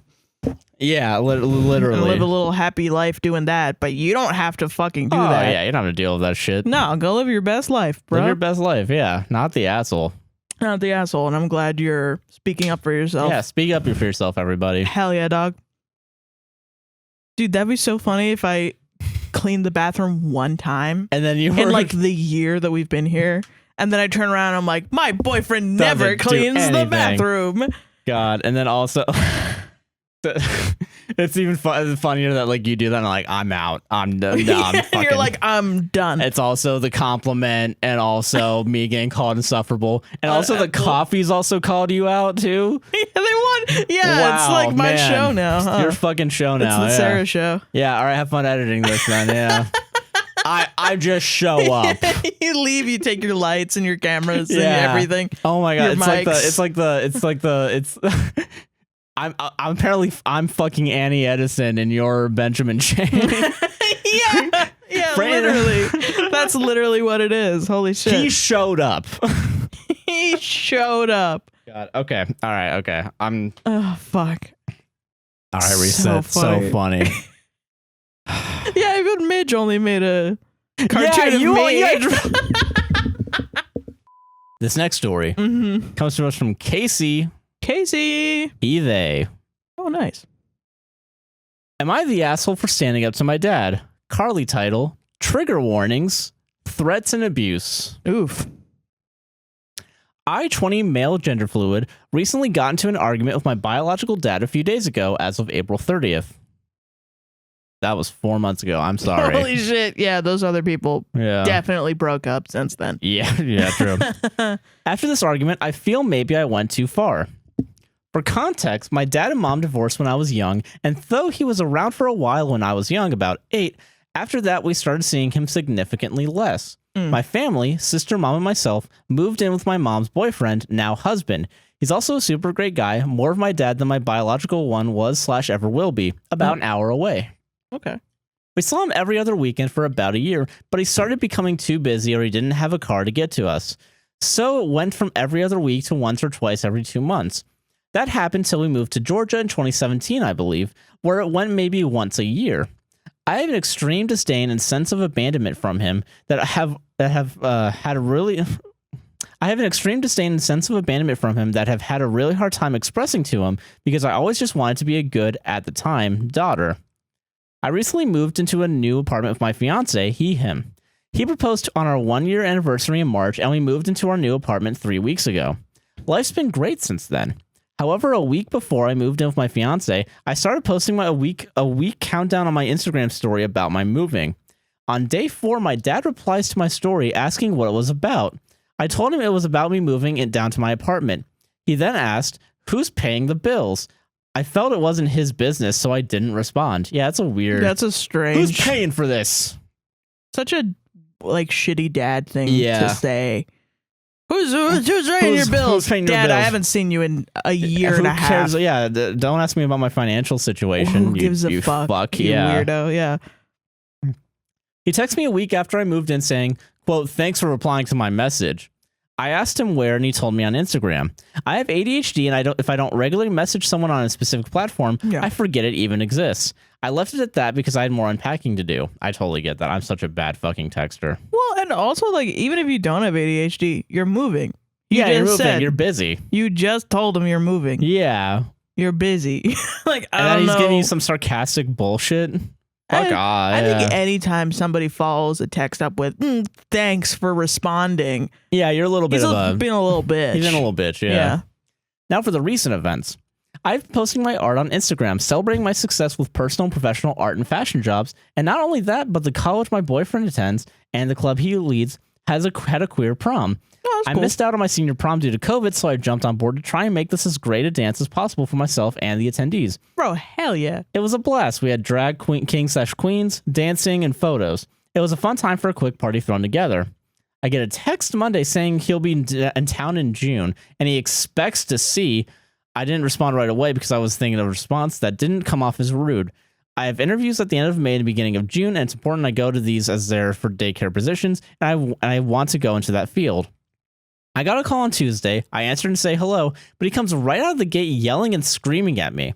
To summarize, because he was repeating himself a lot, he says, quote, "No one ignores their father for a week unless it's intentional. I'm your father and you're supposed to talk to me. How am I going to know what you're doing if you never message me?" We've talked about messaging each other more often since at the end of the year, last year, contact was scarce. But I made it clear to him he has to put more effort in. I was doing a lot of the first reaching out when it came to communications. He also says, do I yell at anyone like this? Have I yelled at you like this before? The answer is yes, but I told him no because I know I was scared. He continues to say, I don't know if it's your new boyfriend or what, but if I have to come up to there and bend you over my knee and beat your ass in front of him, that's what I'll do because I'm your father and I deserve respect. No. No, that's fucking wild. Jesus Christ. Fucking I'm going to spoil it. You're probably not the asshole. Yeah, what? No. I let him go on his rant and tried to tell him I wasn't intentionally ignoring him, that I was sorry. I've been doing a lot of work when it comes to the apartment. On top of that, we have to go on a trip to see my boyfriend's family and get the rest of his stuff from home. They live closer to the West Coast, where we are now is closer to the East Coast. He then started calling me a liar because no one doesn't respond to someone for a week unless it's intentional. I will turn off your phone service. He pays for my phone. Here's where I feel like I'm in the wrong. This is where I snapped. I screamed at him saying he won't speak to me this way and call me a liar. I told him to go ahead and cancel the service. I don't give a damn anymore, and then hung up on him. I left for a walk and called my mom to tell her what happened. Not even 5 minutes into our conversation, the call randomly drops. My service was disconnected. I got a text on Facebook saying, I'll always love you with my heart, but I will not be disrespected like this. I'll be here waiting for you. I haven't responded to him since. I'm so upset with him about this with the way he was yelling at me. And now since he said he'd come up and, quote, beat my ass, I'm half scared to even step out of my apartment door. I went to college 2 blocks away from where I live now, and he visited me last year when he was in town around the same time. I'm worried he's going to figure out where I live and actually hurt me or my fiance. Yeah.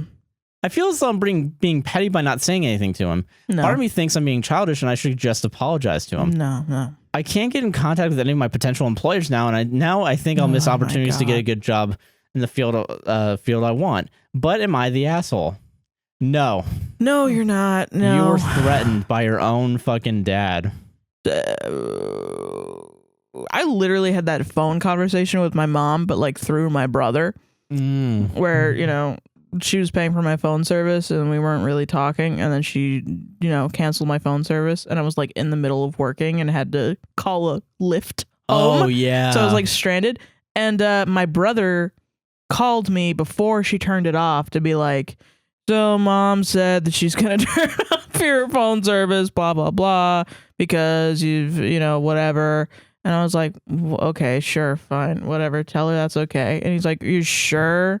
And I was like, yeah, it's okay. I don't fucking want her to pay for my phone service anymore.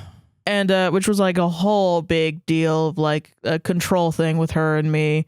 She was like, I'll keep paying it, you keep it, blah, blah, blah.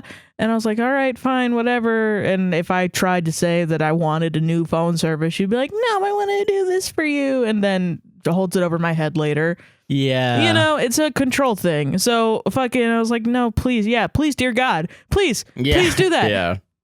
And my brother's like, well, tell me your new phone number when you get it. And like, I hung up and I was like, okay. And then she did that. And I don't know. I figured out how to get home.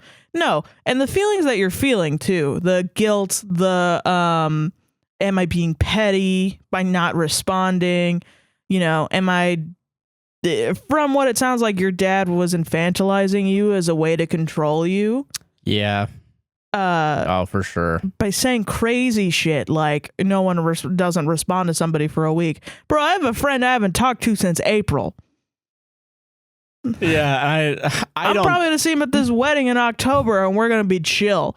Yeah, probably. I Hopefully. don't know. Yeah. I don't know if I did and something. I know I'm really bad at texting. Like I forget to text my own family for like months at a time. Yeah, for sure. Like no. it sucks. And it's not because I'm doing it intentionally. It's because I get caught up doing all their bullshit. No one gets fucking butthurt. It just no. Your dad just demanded your time, and then you didn't give it to him, and then he screamed at you and threatened to beat the shit out of your ass. Yeah, which in front of your boyfriend, which has a shame element to it. Yeah. And then you were like, you stood up for yourself like any adult would when they were told that from a different adult. That they were going to come over and spank you in front of other people. Yeah. The absurdity of just like, if a guy on the street said to another guy on the street, I'm going to bend you over my knee and spank you in front of your boyfriend. I would laugh if somebody said that to me that was just like a guy. Yeah, but when it's like when it's your dad, it sucks because there's the emotional manipulation of I'm over you. I am your authority. I have control. I have the control, and I will always have the control for the rest of your life. When no, actual normal parents that don't abuse their children emotionally eventually have to think of their kids as adults and give them respect. Everyone else has to do that. So yeah, your parents have to do that too. Exactly, yeah. Like you do eventually deserve to be an respect. Adult. Yeah. Like, and if he's not going to give it to you, then don't respond to him. Don't respond and go no contact at that point because like, fuck. Yeah. But the feelings that you're feeling of, oh my God, am I being petty? Am I being blah, blah, blah? They're your dad telling you that you're being petty so that you go back to him. And it's also mixed with grief because you're mourning the loss of the relationship with your father. Yeah, true. Because he fucking killed it. Yeah. It sucks. It's a bad feeling. And you're going to feel bad. But eventually it's going to get better when you're living your dope as shit life from what it sounds. Yeah. You have a dope-ass awesome life. Yeah. Yeah. Yeah, no, cut them off. Cut them off, bro. And then try to get in contact with your previous employers. Yeah, true. And maybe through email and say like, oh, hey, I'm so sorry I had to get a new number. Yeah. You know.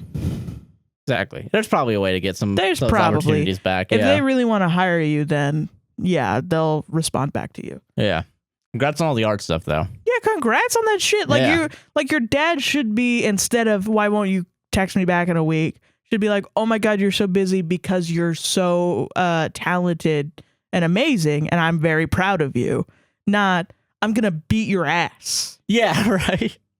That's like the complete... How fucking dare you be successful and happy without my involvement?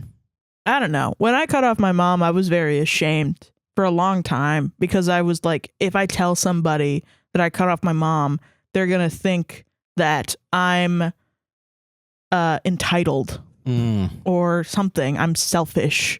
Or like these things that were put in my head that if I ever disobeyed my parents, I were these things. And then doing the ultimate betrayal of not talking to your parents anymore and not dealing with the disrespect. Immediately, like, I was like, well, now I put on this albatross of being selfish and terrible and a bad person. I guess that's how I'm going to have to live my life because otherwise I don't have a life to live. And no, that's actually all not true. Yeah. Believe it or not, it's not true. You can actually go and be a super healthy, awesome person and impossible heal from your trauma. It's hard. It is hard, but I mean, I don't know. Yeah, sure, you're doing a lot better now, yeah? Yeah, for sure. Yeah. I'm going to therapy, and therapy's helping me out a lot with undoing a lot of the secret stuff. Yeah, true. Underneath. That's like my mom coming back up again. Yeah. Which, is really wonderful and is also extremely validating. And I do recommend it if you have the ability. But yeah, no, don't worry about it, honestly. Yeah. Tell those feelings when you get them to go away. Yeah. Just be like, no, I'm not feeling guilty, actually. I'm doing better shit now. Or think about how your life would be if you continued to let them in. True. Yeah. Because that's what did it for me. That's what kept me through. Was like, if I talk to my mom again, it's going to be awful. Gonna be an absolute shit show. Yeah. Damn. Nice. Anyway, solved it. Solved it. It sucks how often that shit happens. Yeah, it really does fucking suck, huh? Parents be better challenged. True. Impossible. Impossible. Gone sexual. Yeah. 3 a.m. 3 a.m. Don't try this at home. God. Okay. This is from Anonymous She, Her. Cool. Am I the asshole for telling my friend they need to change their personality? Carly title. So far, I'm in the middle. This can go either way. I know this sounds mean, but it really isn't after I explain. Okay. All right. I'll give you a chance. I'm an 18-year-old female and a friend, 35 male, is in the same government class in our university. We recently became friends because we realized we shared a lot of the same interests, like our views on the class, exercise, etc. He told me he had gotten out of an engagement, and that was a big reason why he decided to go back to school. He wants to become a lawyer. Chill. Okay, cool. He's very smart, and he's offered to give me study tips to help me pass the final for our class coming up. After 2 study sessions, I realized I was really starting to value our friendship, but some things he would say to me really bothered me. he would make comments about my weight, appearance, or friend groups. I had told him being a freshman in college, it's been hard for me to make friends. One comment that specifically hurt my feelings was, you eat so much and you wonder why you don't have friends. Wow. All right. Well, yikes. No, I would not want to hang out with this person anymore. I asked him, are you saying you wouldn't be my friend if I got chubby? He answered with, nah, and kind of laughed it off. 35-year-old saying, nah. Nah. Nah. It's part of, I'm a college bro. Later, I texted him telling him some of the things he said hurt my feelings. He said I shouldn't be so sensitive. Yeah, you're dealing with a 35-year-old that are going to say that. You liberal youngins. I mean, if they, I don't know. Get triggered. Unless the listener is a Republican, I highly doubt it. Yeah, right. Because they said they agree about the government. That's true, yeah. He explained that a big part of his personality is teasing and banter. Oh my gosh, tell me about it. I literally had a rant about this like last week. Yeah. He said that was the part everyone else besides me loved the most about him. No, they don't. After I didn't respond to his text, he apologized for the things he said. He asked if he can still tease me if he didn't tease about the specific things we talked about. Or if I didn't want to be teased, he'd stop teasing me completely. Okay. Yeah, that's at least a step in the right direction. Yeah. I told him I want to maintain our friendship, but I don't want him to tease me anymore because it hurts my feelings. He replied saying, okay, since teasing and banter is my whole personality, that only leaves me to talk about school topics with you. He seemed angry and offended. Well, then why did he offer it? Yeah, why are you mad when you... All right, I'm going to give you an option. You can either have cake or pie. Oh, I want cake, please. But I only have pie. Yeah, what the fuck? You know I only have pie. No, I didn't. You lied to me. Okay. He doesn't want to study together anymore. AKA doesn't want to be my friend. I'm sad the friendship ended so abruptly, but I wonder if I should have let him continue to tease me because I really needed a friend. And he claimed other people loved being teased by him. It was supposedly a big part of his personality. Even though some of the things made me feel really bad, am I the asshole for asking him to change his personality to be friends with me? I think that's an incompatibility with people. Yeah. I have that too. Because like really, I really shouldn't be friends with people that they're just teasing me. I can't deal with it. They're just joking. Because of trauma, but then also because I've had friends that have been teasing me the entire friendship and I've been like, haha, what a fun joke. And then the friendship ends and then you're like, none of that was teasing. None of that was teasing. They were just bullying me. Yeah. So you're not the asshole. Yeah, it's just a big incompatibility. Yeah, and I really don't like people that are like that, so I feel where you're coming from. And then they're going to be like, you're sensitive. Yeah, when you can pull out the you're sensitive shit, like... To which I'm just like, yes, so stop it. Yeah. Yeah. Yeah, simple as that. Sure. I don't know, like fucking... Fine. Call me sensitive. Yeah. I don't care. I'm not the asshole for you breaking the boundary, you know? Yeah. What? So you beat up a sensitive person. Yeah. Then you're kind of a dick, right? Yeah, exactly. So stabbing someone. Oh, yeah, you can't handle being stabbed. Yeah, sorry, I'm real sensitive to being stabbed. Even if it's like little things that like, you know, you wouldn't... I mean, I will say the example was really bad. Yeah, that's that was just really bad. Fucking bullying, and that's that bullying, yeah. Cause severe damage. I wouldn't be friends with you if you were fucking just 10 pounds over what you are now. Sorry. Dude, from being a fat teenager, there's so many things that like I saw on TV that are similar to jokes like that still bother me to this day. There was some like puppet comedy show and the guy from Jurassic Park. I was gonna say Sesame Street for a second. I don't know. No, it wasn't Sesame Street. That'd be hilarious. I hate Sesame Street. No, it was like It's not okay. But it was like Sesame Street. Yeah, but like for adults. Yeah, for adults. But it wasn't Avenue Q or whatever. It was something else. It was on Comedy Central at night. Oh, is it Crank? It was like a puppet show, maybe. Is it Crank Callers? Because I've joked about that one. I think it was Crank Callers. Yeah, they call people and then. Yeah, they do. Yeah, I think that's literally what it was. Yeah. Jeff Goldblum was on it. And he said, like, you know, I think like the opening conversation was, you know, fat girls in college, do they have to lose weight to get a boyfriend? I mean, that's true, but something else. And it was supposed to be like a funny joke of like, haha. And I have literally remembered that since I heard it when I was 14. Wow. Yeah. Jesus. That's almost 10 years. I don't know. Yeah, that's 10 years because I'm 24. Yeah. Fuck, man. Yeah, it's really shitty, actually, then, yeah. Yep. Jeff Goldblum. Jeff fucking Goldblum. I mean, he didn't write it. I don't know if he did, but Probably Jimmy Kimmel wrote it, and then they just had... that makes actually total sense. I think, hate Jimmy Kimmel. I think it was I think it's called Crank Yankers or something like that. I don't know, but I'm gonna look it up, yeah, 'cause I wanna- no, literally, Because I know Jeff Goldblum is like somewhat decent now, and he works with like Tim and Eric, and I know Tim is really fucking against the anti. yeah, I'm not mad at Jeff Yeah. Goldblum, but I do remember that it was Jeff Goldblum's voice saying it. So yeah, I guess I remember that show was like early 2000s too. So like, Yeah, I know that like definitely it wasn't like a weird opinion, and nobody was Yeah. like, "Ooh, I can't believe you would be fat phobic." Oh, you went there. That wasn't even a thing. Like fat phobia was not even like a thing that people talked about yeah. seriously. It was just let's all make fun of fat people and being fat because fat is bad and you shouldn't Yeah. be fat. And yeah, growing up in an era of that, even after everybody has to be Britney Spears. Oh yeah. Everybody has to be a tiny little model, which I didn't grow up in my formative years during that time, thank God. Oh my God, yeah. But it was even after that it sucked ass.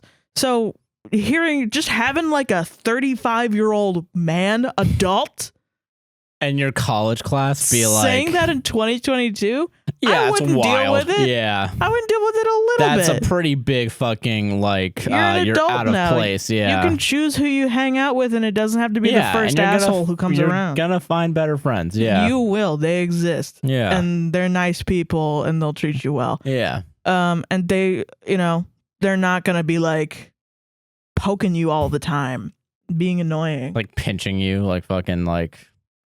And he might be a dope friend. Who knows? But like, In there's some any boundaries. other way. Yeah.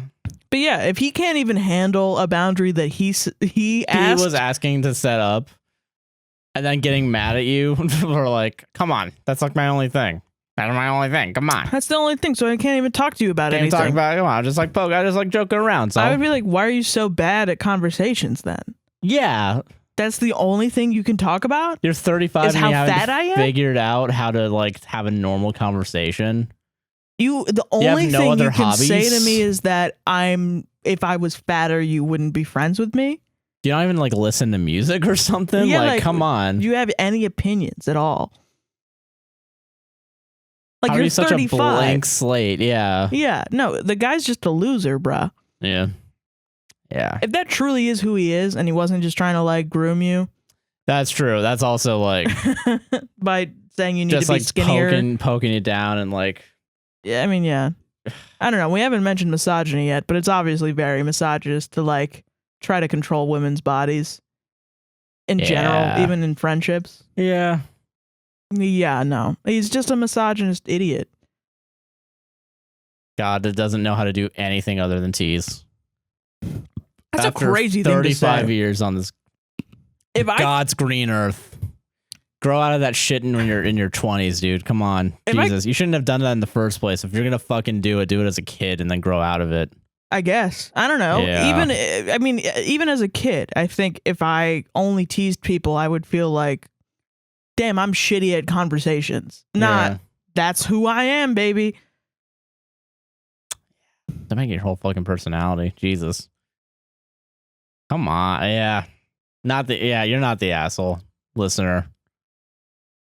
Jesus. That's a wild thing to say. Wild fucking thing to say. Fucking dick. Jesus. Solved it though. Solved it. Did solve it. Man. So What a dipshit. this last story comes to us from Anonymous. She, her. I, 19 female, have been dating my 23 male boyfriend for close to a year.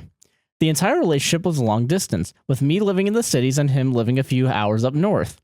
His family lives down by me, though, and he comes to visit them at least one weekend a month. Over and over, though, he would tell me he was planning on coming over to my house for a few hours since he's in town. I'd get so excited at the prospect of seeing him, and then the weekend would come and I didn't hear from him. He'd eventually text me that something came up or his family plans changed. He did this almost every time he was in town, and I never got to see him. We've had multiple conversations where I expressed how hurtful it is, and he'd apologized. At some point, I stopped trying to make plans with him when he was in town. About 4 to 5 months passed without seeing him, and I could tell he was drifting away. He went from FaceTiming me every day to going all week with not so much as a text. I FaceTimed him intending to end it, but he picked up and acted like nothing was wrong. What the Like fuck? he hadn't just ignored me for a week, like I'm still his girl and he's still so happy with me. That's weird. That is weird. Yeah. The week before spring break, he mentioned how he wants to come out and see me since he'll be at his parents' house all that week. I didn't hear from him that Friday or Saturday, so Sunday evening I texted him asking what day he wanted to come over. I still had to work that week, but I would have altered my schedule had it meant getting to see him. He didn't respond until Tuesday and said he'd try to come over, but it depends on my schedule. At that point, I didn't even want to see him anymore, so I didn't respond to his message, and conversation ceased entirely. Days, weeks, months went by, and he never once reached out to see if I was okay, and it confirmed for me that I was putting in way more effort than getting back.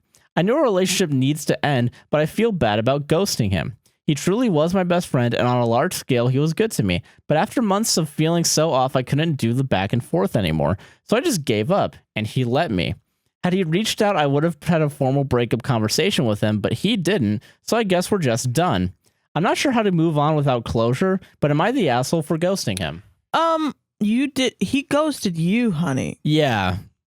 Like, we got to get some things straight here. Yeah. He's not your boyfriend anymore. The long distance, he found somebody else, probably, and I'm being inappropriate for saying that. Maybe. Who knows? I don't know. Yeah. He found somebody else, if it's school, if it's work, if it's another person. Yeah. He's spending other time with something else. And not Inappropriately. prioritizing you. He's not prioritizing you at all.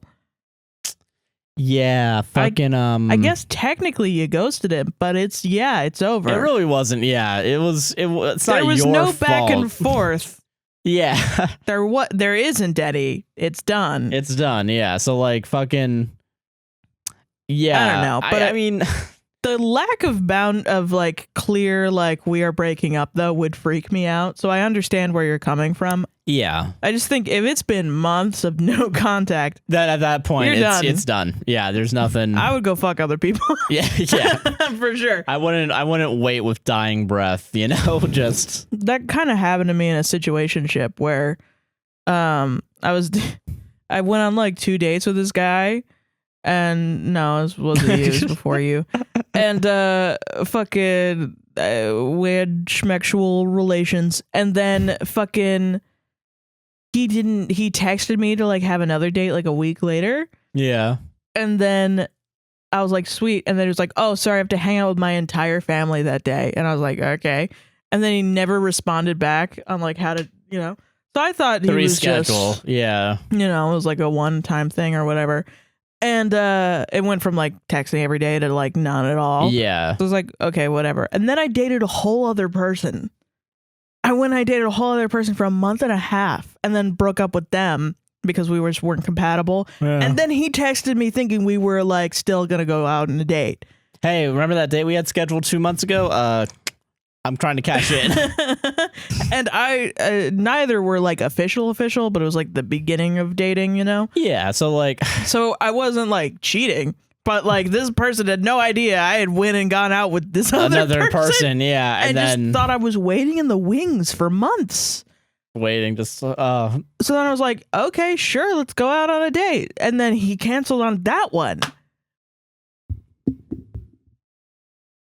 And then was like a month later, he scheduled another date. And then that was the day that I met Josh because he canceled on that one. And I went back on Tinder. I waited a month for that guy. wow. After that, thinking, oh, God, I don't want to. Maybe he'll come. Maybe he'll come around. Maybe it's my fault. Maybe it's my fault for not reaching out to him. No, fuck him. That's shit. Yeah. And then I started dating Josh. And after he canceled that one, I forgot about him. And then like 2 weeks later, he texted me to be like, hey, let's get on that date. And I had to be like, oh, I'm sorry. I'm in a relationship now. And it's serious as shit. And we can't. And he was like, wait, what? And then Yeah. he revealed to me that he thought we were friends with benefits when we never connected. We had You guys never, didn't even text that much. No, Yeah. I didn't know shit about this guy. What a dweeb. Actually, like, unironically, what a Yeah. fucking dweeb. Like, but yeah, no, that's not your fault. Yeah, that's not your fault. Because, yeah, he was fucking, yeah. Yeah. So, yeah, in the same way, you listener, it's not your fault and you're not the asshole for ghosting the guy because He took it well because we didn't talk. Yeah, you didn't fucking. We didn't talk. So Yeah. but I was like, oh yeah, we didn't say that. So like in the future, if you do that with another girl, like talk about it first. And he was like, oh, okay. All right. Have a nice relationship. And I was like, okay, sweet. And then I went and Good got job. ice cream. Yeah, so I mean, I don't know. Yeah, like fucking Yeah. I don't It know. sucks to not get closure for this, but like also sometimes you're just not gonna get closure for things. Boys are weird. Boys They're be weird. spending time on video games or other women or whatever it is that they do. Like, women in other video games. Playing Hentai. Catwoman PS2. Yeah, literally. I don't know. Fucking, Yeah. I don't know. I don't know. Yeah, It's a little different after you're like, we are boyfriend and girlfriend. yeah, and you also like were FaceTiming all the time. I mean, I was FaceTiming every day with that person, but Yeah, true. Just But then at it died some out. point. Yeah, At and they some just came point. texting. Yeah, but so Yeah. yeah, no, not not the asshole. the asshole. Yeah, no. And I'm sorry. I'm sorry that sorry. time got fucked up.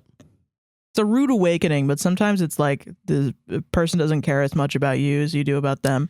Yeah, Feels bad, but then you move on and you find somebody that does, and that's Yeah. good. Yeah, solved it. Yeah, fist bump for that one. Different. Oh, don't cancel me for changing it up. That's our show. Don't cancel me. Don't cancel me for doing a fist bump instead of a clap when usually we do a clap. Boys are weird, man. Yeah, I know. We're weird. We're freaks and geeks. That's the show, everybody. There you go. Sarah, Yeah, what's up? what would you like to plug today? You can follow me on Instagram, Twitter, and TikTok at That's So Hearin', and that is ThatSoHeeron. That's ThatSoHeeron. Nice. Yeah. I'm Joshua Chinland on Twitter, a guy nicknamed JC on Twitch and TikTok.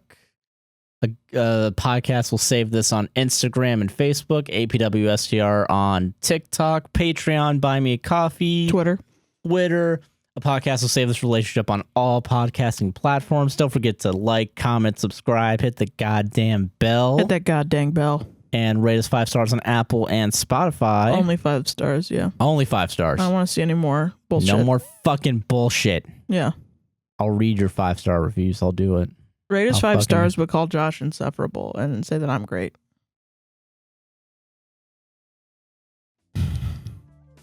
And that's the show. That's the last show. That's the last episode we're doing. It's the last Last one one. forever. Last one. I'm done. I'm done with the podcast. Okay. Bye, everyone. Bye.